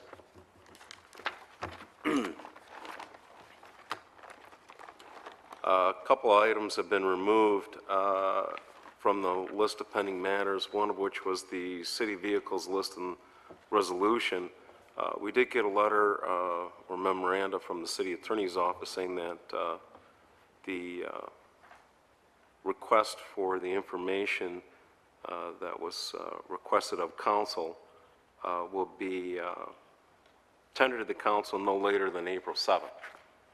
And the original date of the request was December 8th, 2009. It's just a long time. And my question is, considering the fact that this is tardy, Mr. Burnett, can you tell me why the resolution won't be satisfied until April 7th? Well, I'm trying to put things in, excuse me, I'm trying to put things in some semblance of order in our office. We're two attorneys short. We've been bombarded with FOIA requests by the dozens. We've have a number of matters have been going on, very intense matters involving General Motors and other issues. I've worked as hard as I could. I thought this was fair under the circumstances. I wanted to look into the matter as well as to determine whether or not what was being asked for falls with the administrative function of the government, frankly, and that's what I intend to do. I tried to address a number of these items. I think I've reduced them down to only a few that are yet to be addressed. I've cleaned things up that, as you say, have been around for 2 years. I've been around for 8 weeks, maybe, not quite. So I'm going to do everything I can to accommodate this council, and I'm going to clean up the back issues, and I hope that they're cleared up to your satisfaction. Well, one of the reasons I brought this up, and especially on different issues, that was the only one that had an actual date that the city attorney's office would seek to comply with our request. That's why I'm also bringing up the other issues. The cost recovery ordinance has, it's 1 month short of 2 years. And I know there's an assistant city attorney who's assigned to the matter, but there has been no date provided as to at least receiving a first draft of a cost recovery ordinance.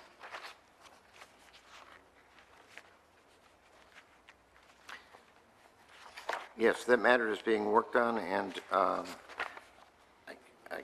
don't have the attorney's docket in front of me, but I can just tell you this, Mr. Liss, with all due respect, the persons in the office, I've never seen such hardworking, dedicated lawyers anywhere. They work and work and work, and trying to meet their obligations, so I can't be critical of them at all. I've asked him, I met with everyone to make sure that these matters move forward and we get this docket up to date. Did you address the fact of these, did you address these, the basis for the delays? Did I address the basis for delays? When you were a judge, I assumed that somebody waited 2 years to do something, there were some repercussions behind it.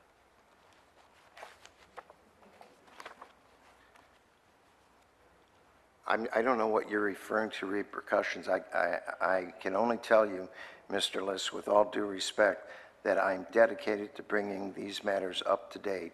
These matters have lingered, many of them have lingered for a long time. I'm not going to distribute blame amongst the staff. I'm asking the staff to sacrifice as much as they can to bring all matters up to date, and I can assure you they will be brought up to date. Well, it's a basic question to understand why these matters were delayed. Has that been determined?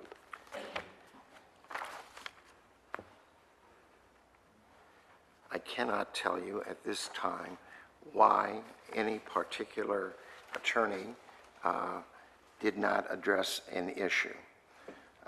We've gone through a number of attorneys, as you know, and the city attorneys as well. I don't know what they were, but I took every single item on this list. I assigned them. I got the person started on the projects, and as I said, we're moving forward to resolution. I'm looking forward, not backward. Haven't been here long enough to worry about the past. I'm hoping for a bright future for this city, and I hope I can be a part of it. Well, believe if we don't know our past, we can't possibly envision our future, but I'm not going to get into philosophical grounds here. The public notices on the internet, I did receive your update. Did the city attorney's office, and I've taken a look at a number of city charters. Our city charter here, the city of Warren, is not completely clear if ordinances need to be published in full. To be on the cautious side, reading the charter provision, I would say that they would have to be published in full. I've taken a look at a number of city charters, spoke to a number of city attorneys at the same conference you were at, Mr. Burnett, for the municipal section of the state bar. And a number of these city attorneys have proposed charter amendments that would allow for publication in the newspaper in a summary fashion, which would save a lot of money, and then the detailed matter on the word-for-word ordinance on the internet. Those apparently have been approved by the Attorney's General Office and the governor, and a number of them have gone to a vote of the people, and the electorate have approved it. Have we looked at that? Have we looked at the potential for a charter change to accommodate publications on the internet? The direction to the city attorney's office on final motion was a motion made by Councilman Stevens, supported by Councilwoman Vogt, to amend the resolution to include direction to the city attorney and the lobbyists to contact the state legislators and senators and request that they propose and move forward with legislation that would allow municipalities to advertise legal notices on the internet. That was the charge I believe we were given. In conjunction therewith, I did contact our state senator. In fact, I met with him last week, and your wife, the Congresswoman, was present. Representative was present as well when I talked to Senator Miller. I also talked to Senator Tory Rocca about this situation, and it became apparent to me that there was not going to be any movement in the state legislature to allowing advertising on the internet, or rather placing notices on the internet in lieu of a newspaper, except under very narrow conditions that do not apply to this community. I believe that that was my charge. If you're suggesting something else or asking us to inquire into some other area, I'd be happy to do so. Thank you, Mr. Burnett. I'll put that on the agenda for next council meeting. Are you completed, Mr. List? Yes. Any other comments from council members regarding the calendar of pending matters? Yes, I have a question, just for some clarifications. Mr. Burnett, you mentioned that your office is short. How many attorneys? Well, 2, but 3 if you count, I believe if you count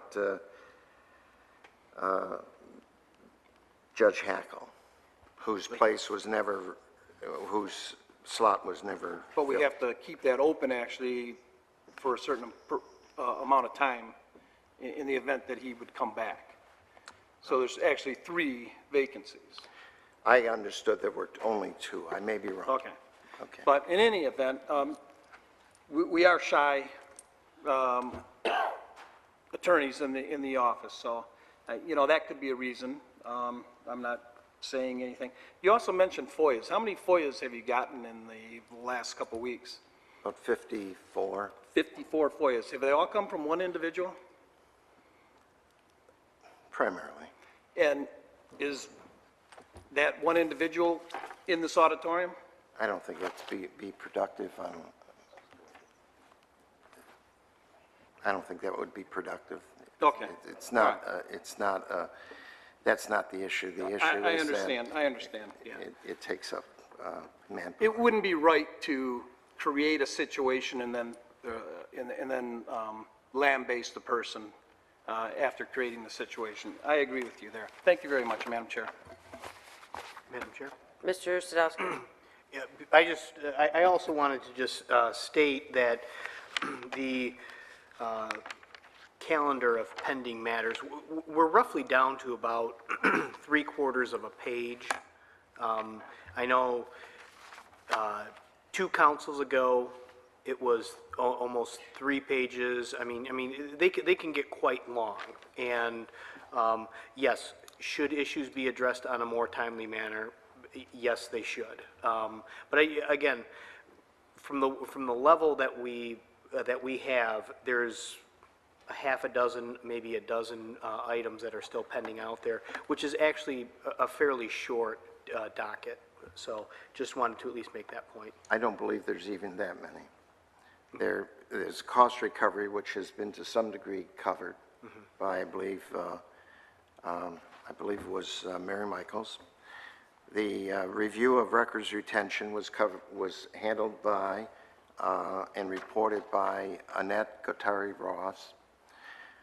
The formal opinion regarding the TIFA was long ago provided. City vehicles we addressed, and the legal opinion request regarding concerning the due process requirement before entering onto property to mitigate nuisance and cost analysis to determine if fees cover the cost the city incurs has been reported on. That's the state of this docket, which is next to nothing compared to what the dockets were before this year. Madam Chair. Ms. Vogt. If Mr. Sadowski is finished. Yes, I am. Thank you. Okay. The attorneys who are missing, if you will, from our city attorney's office, yes, Judge Hackle was appointed. He's doing a great job out in New Baltimore. Seems to be very happy out there, by the way. Ron Papandreou retired, and Jeff Schroeder went to the Attorney General's office. So those are the 3 vacancies. We were also without a city attorney for 6 months, pretty close to it, before Mr. Biernat was finally appointed in January. That's unheard of for a city to go that long without a city attorney. So yes, when Mr. Biernat came in, he came into a already shorthanded staff and a mess to clean up and a lot of things happening in the city. Some of the items, I think, have been removed from the calendar of pending matters without them having actually been resolved. When you raised this, Mr. Liss, I thought that's one of the things you were going to mention, and you did. You know, the issue of the cars, getting a list of vehicles, I don't even think that should have to come from the city attorney's office. We've never been provided with a list of vehicles and who's driving them. And nor have we been told or been given any kind of assurance that every city vehicle, other than unmarked police cars, has the city logo on it. And in fact, we know for certain that not every vehicle is marked as it should have been. So there's some issues there that's not even the city attorney's job, but I think we had asked for a resolution that all, or city ordinance, that all city vehicles be marked. I think that was part of our request, but it's been so long ago, I really don't remember. So, and in the city attorney's office, we do have Mr. Papandrea back on an hourly basis. Is that correct, Mr. Biernat? Yes, that is correct. All right. And we have very, very competent people in that office. And I do know they work hard. But from 2009 to 2011, Mr. Biernat, that's not your problem, what happened before January 2011. But it certainly does not speak well of your predecessor or that time period when there was no city attorney at all. So, I don't know if that helps with an explanation or not. Thank you. Thank you. We'll move to the next agenda item. The next agenda item is 15A. Councilman Mark Liss, in re request of an ordinance amendment to be drafted by the city attorney's office, returning the filing fees to be provided by council by the next meeting. Mr. Liss? I will move the motion to the resolution, Your Honor. Support. Motion by Mr. Liss, support by Ms. Vogt. With discussion after Mr. Liss. Discussion. Discussion, Mr. Liss. Straightforward. I was surprised to read in the newspaper that the Redistricting Commission summarily adopted a resolution to return the filing fees if the districting plan was successfully challenged in court.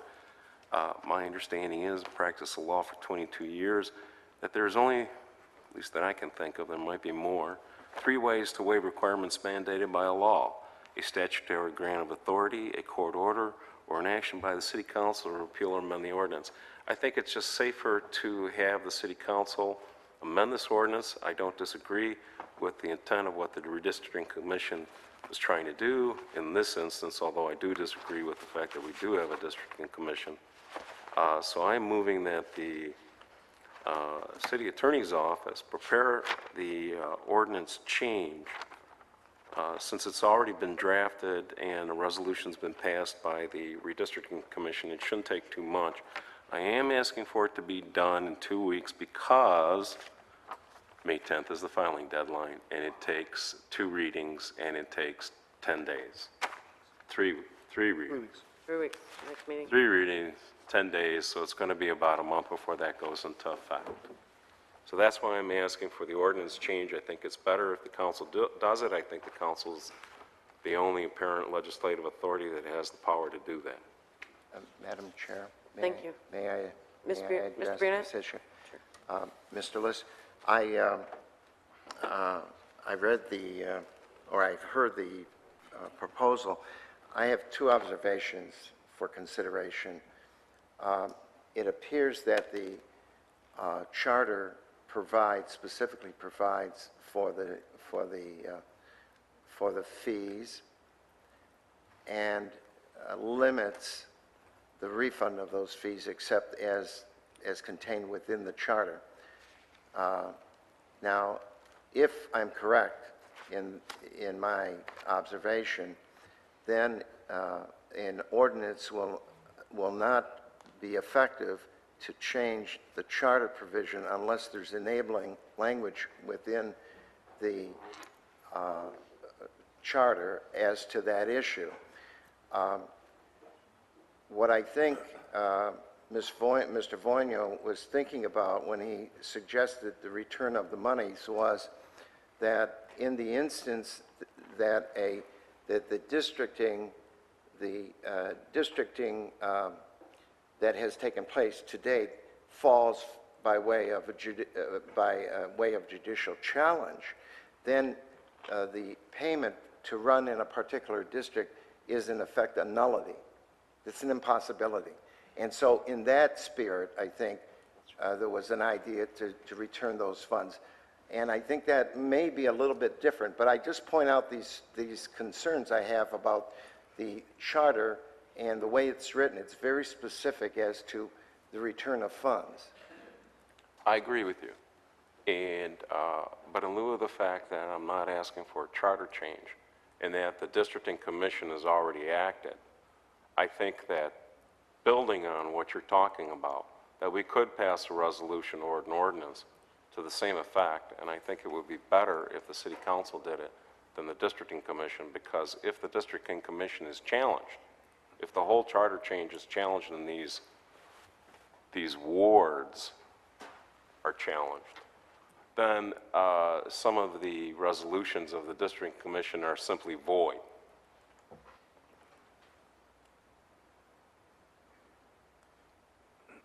Yeah, authority would revert back to the council.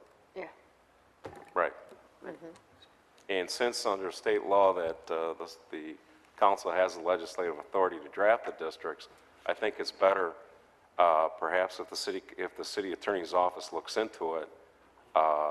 You know, it may never happen, but if we have some guidance, because, you know, charter change is going to take 6 months to effect, and that's why I didn't propose that.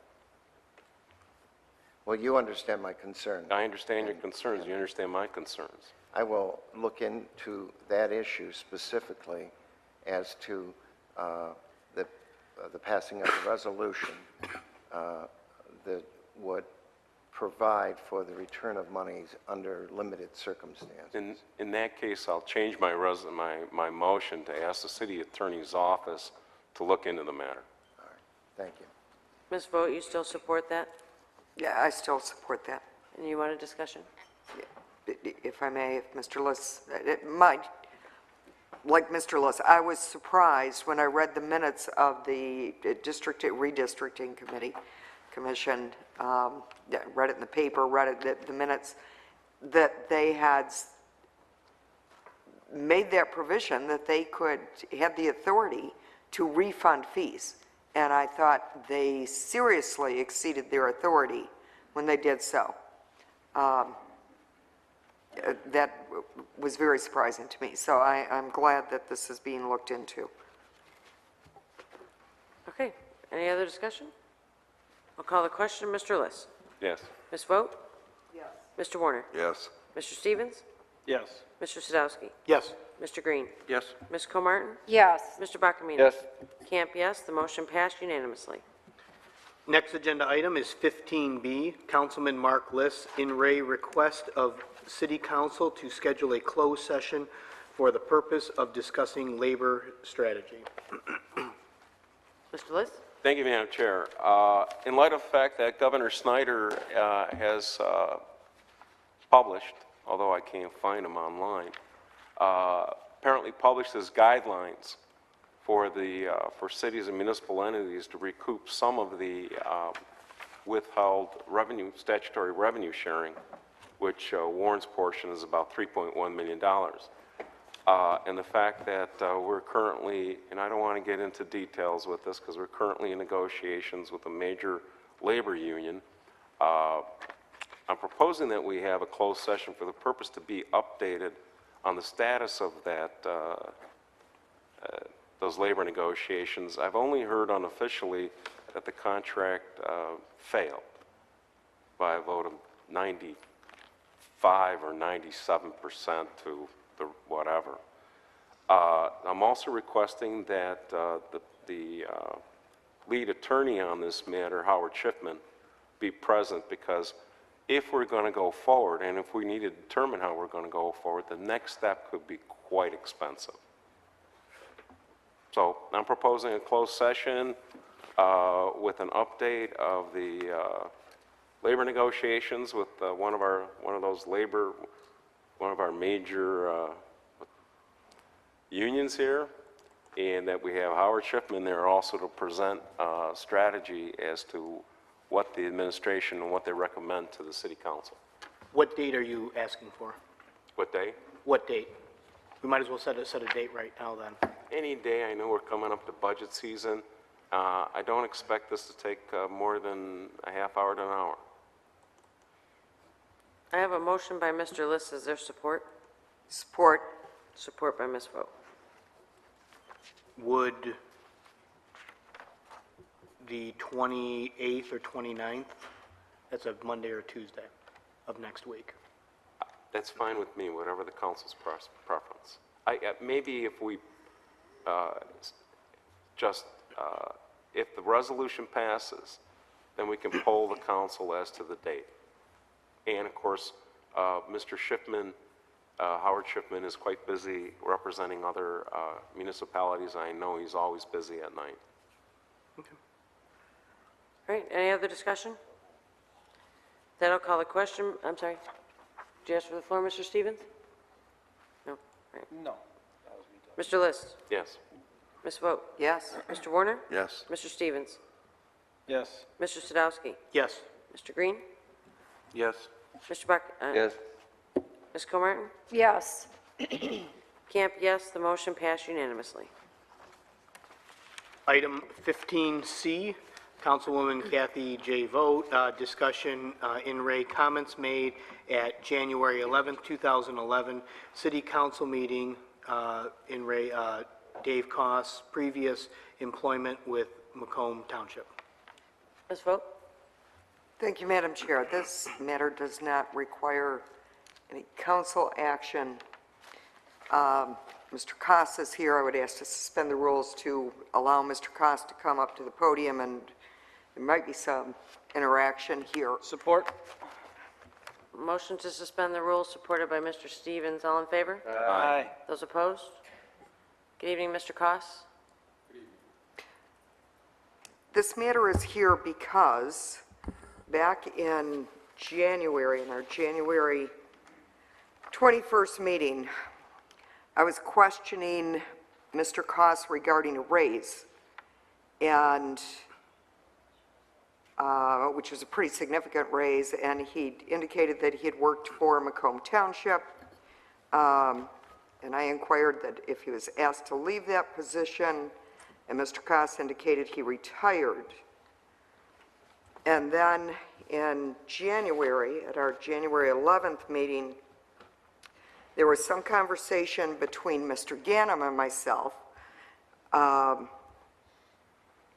again, because of this, what was it, about a $13,000 raise, Mr. Koss? Whatever it was from the... Whatever. It was a raise. Right. In any event, Mr. Ganem informed me that Mr. Koss, that when Warren hired Mr. Koss, he had been terminated, he went to arbitration, he went to court, he was illegally terminated, he got his job back, and worked for a period of time and retired. That's the story. I think he got a cash settlement for that. That was Mr. Ganem's statement.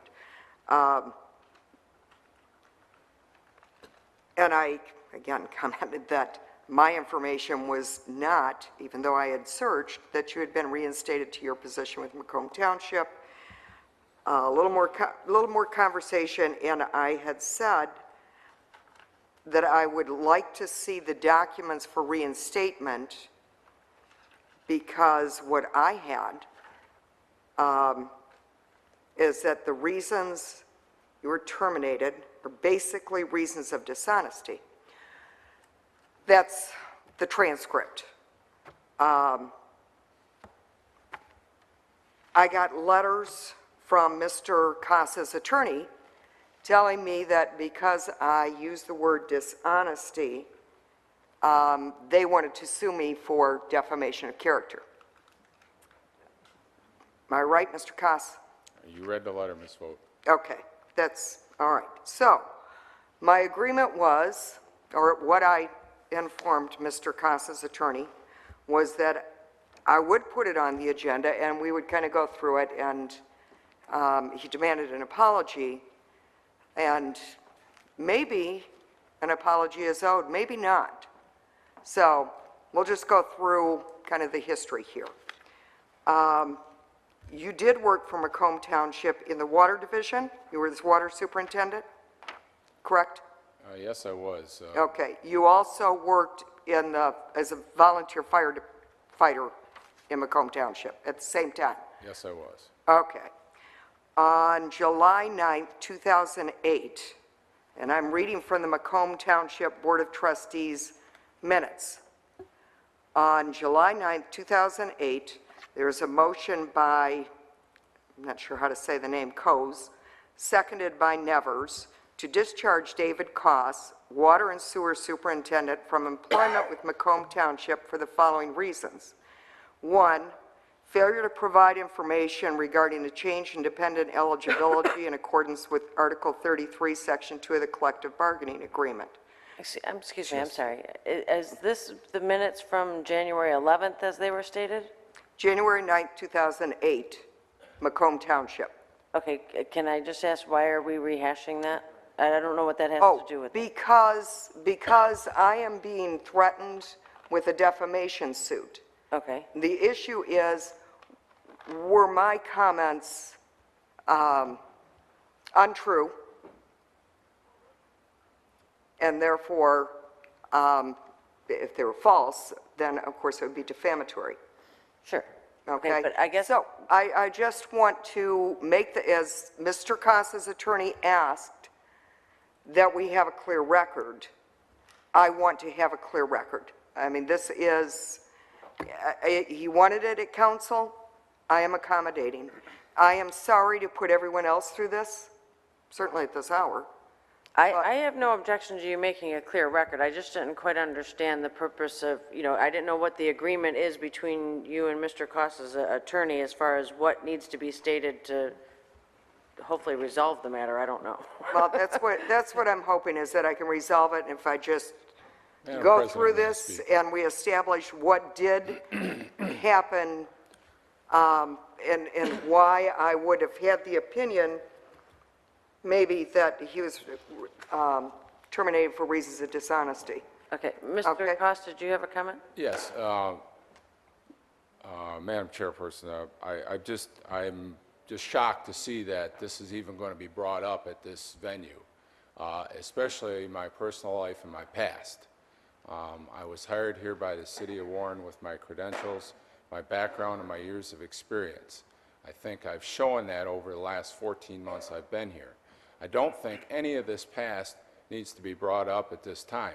I have dealt with Ms. Vogt. My attorney has dealt with Ms. Vogt one-on-one.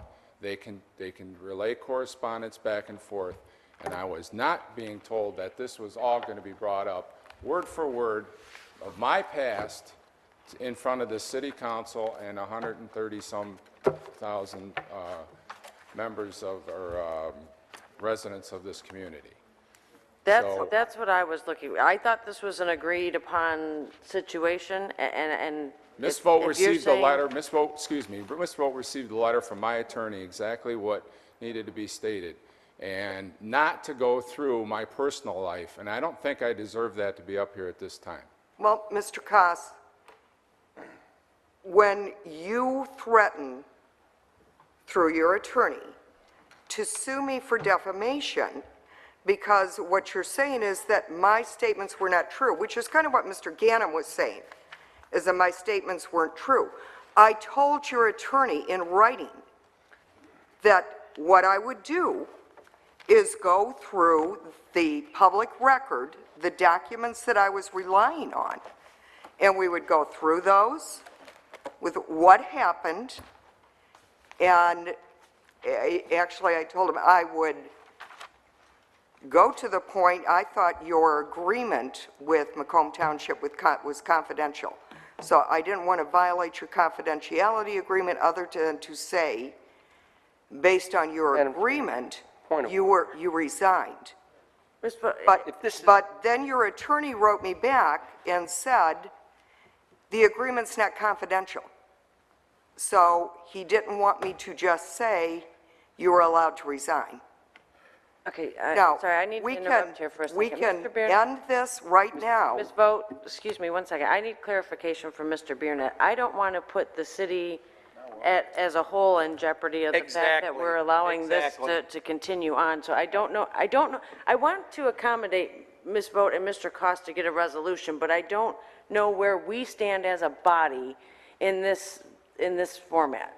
Mr. Biernet, could you offer some opinion here, please? Well, we would only, I believe, be liable if, or we would have some exposure if we participated in the republication of statements that were slanderous, or, and that's a determination that will, of course, be made at some time in the future if this matter is not resolved.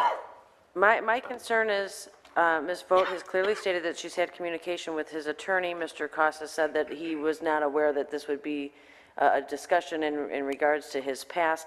With that, I'm not comfortable with this moving forward. I think that this needs to be further agreed upon as far as what statement's going to be read or what discussion word for word is going to be stated. I don't personally feel it should continue. Motion. Are you denying me? Motion to adjourn?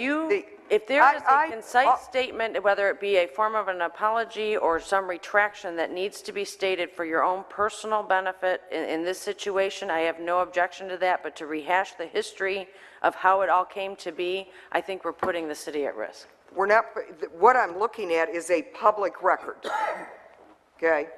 It is a public record. You go online, you can get it. Madam Chair, I think Okay. Mr. Costa deserves at Yeah. least legal representation, which we have. We are afforded that opportunity. He does not have it at this time. If we proceed, I think we may be sued for allowing this to continue. I would strongly recommend that we adjourn.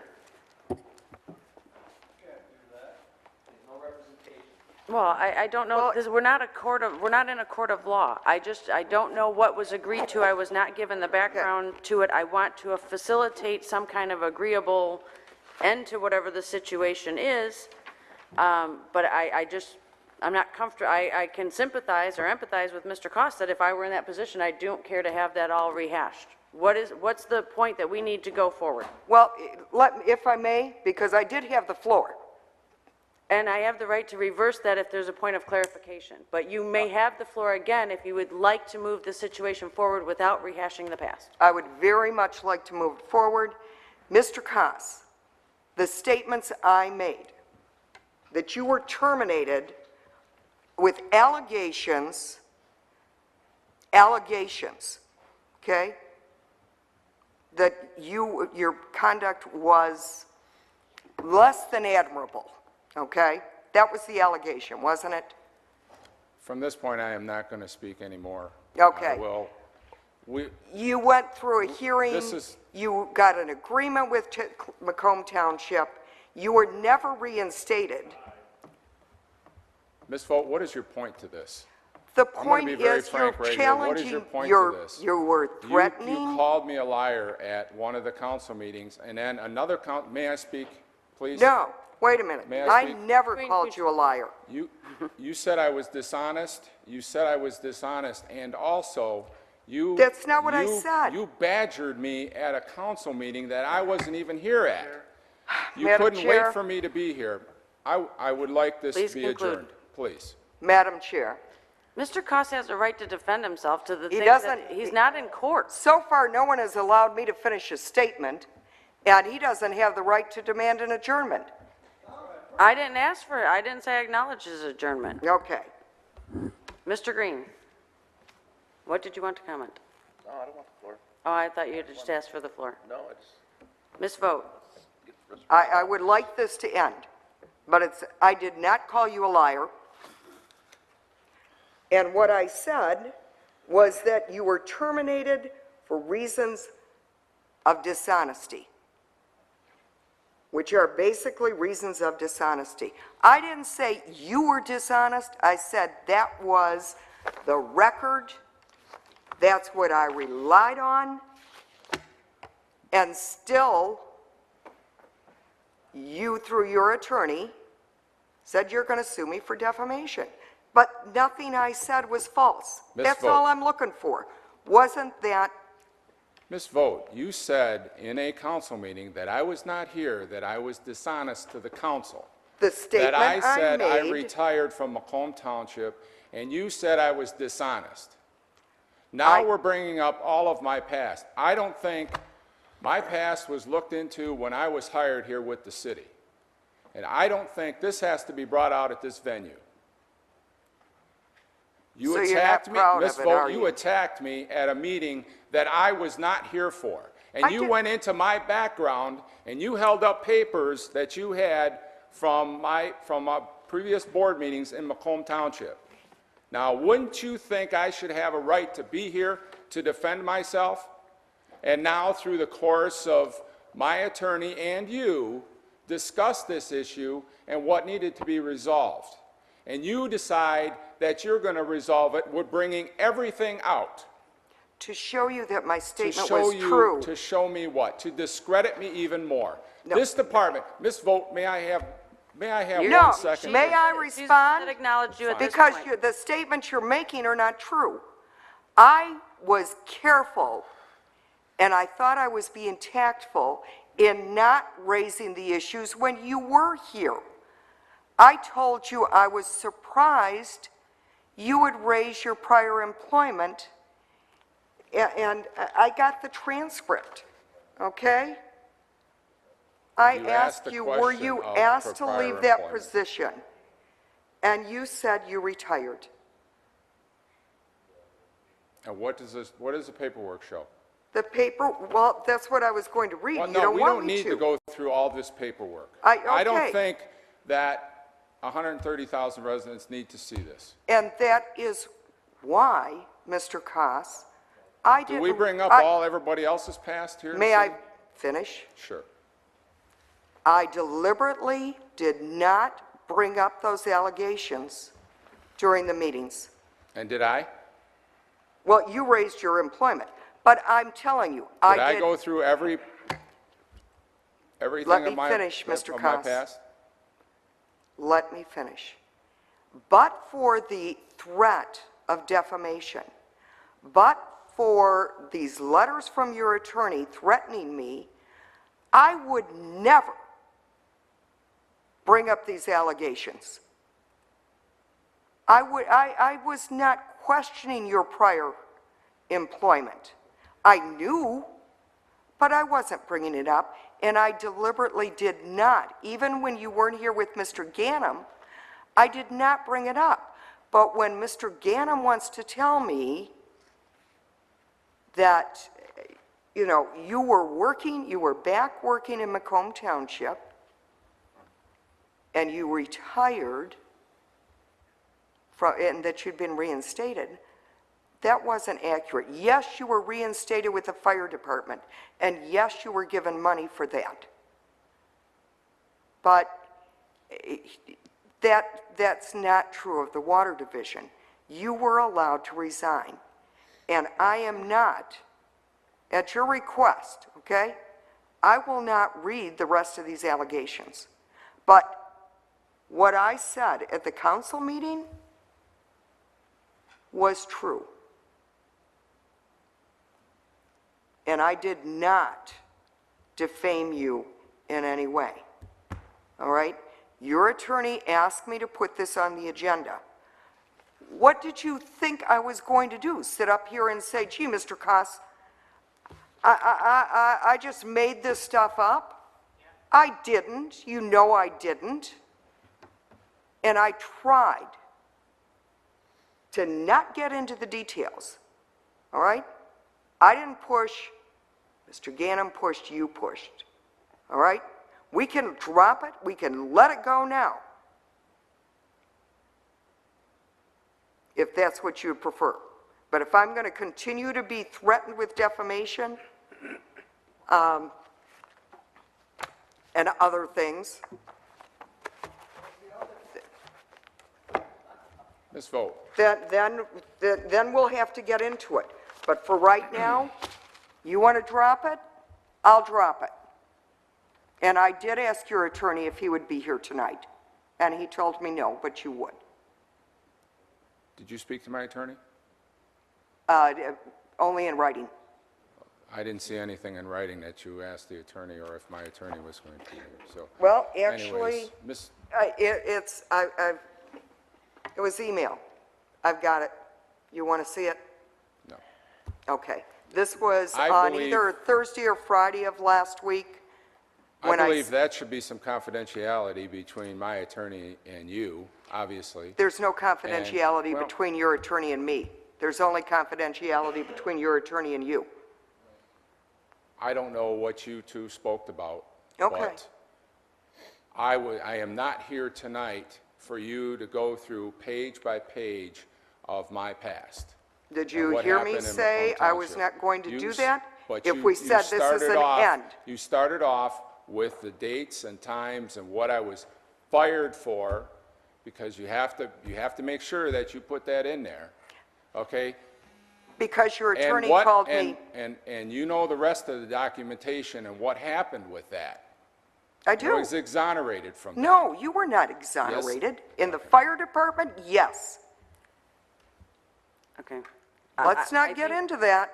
Mr. Costa, I have a Let's question. not. Were you brought here under the pretense that you were going to be given a retraction? Yes. I never said Period. that, Ms. Camp, I asked him if that's what he was brought here under. I didn't say that's what you intended to do. and I never told his attorney that's what I was going to do. Okay, obviously, then, we don't agree with what the item is. So I don't think that we're going to get anywhere productive with this and potentially only cause more damage. Right now, it appears we're just wasting time with this, so I'll deal with this as I need to. Are Thank you, for are your you time. still saying, Mr. Koss, that what I said was not true? We haven't, I'm not going to go through all my documentations here, Ms. Vogt. I don't think okay. that's needed. And I don't think any council member would want their past brought up like that either. Okay? I was hired here with the city of Warren. You need to look at what I've done in my past. And I'd You like got to a add... $13,000 Can I raise, you got a comment? car. Do you also get gas from the city of Warren to drive back All and right, forth? we're with getting Macomb? off the subject. I'll entertain a motion to adjourn. Madam Chair. Madam Chair. Madam Chair. Motion to adjourn. Madam Chair. I have a privileged motion, I have a Madam motion Chair. by Mr. Warner to adjourn. Any Madam support? Chair, I'd like to, we're missing a council person. Support It's a by- privileged motion. I'd like to know where that Support council by Mr. person is. Sadowski. All in favor? Nay. I'll go ahead and do a roll call. Mr. Warner? Yes. Mr. Sadowski? Yes. Mr. Stevens? No. Ms. Vogt? Yes. Mr. Liss? No. Mr. Green? Yes. Ms. Comartin? Yes. Mr. Buckamino? Not present. Camp? Yes, the meeting has adjourned at 12:08 PM. Hey, Donna.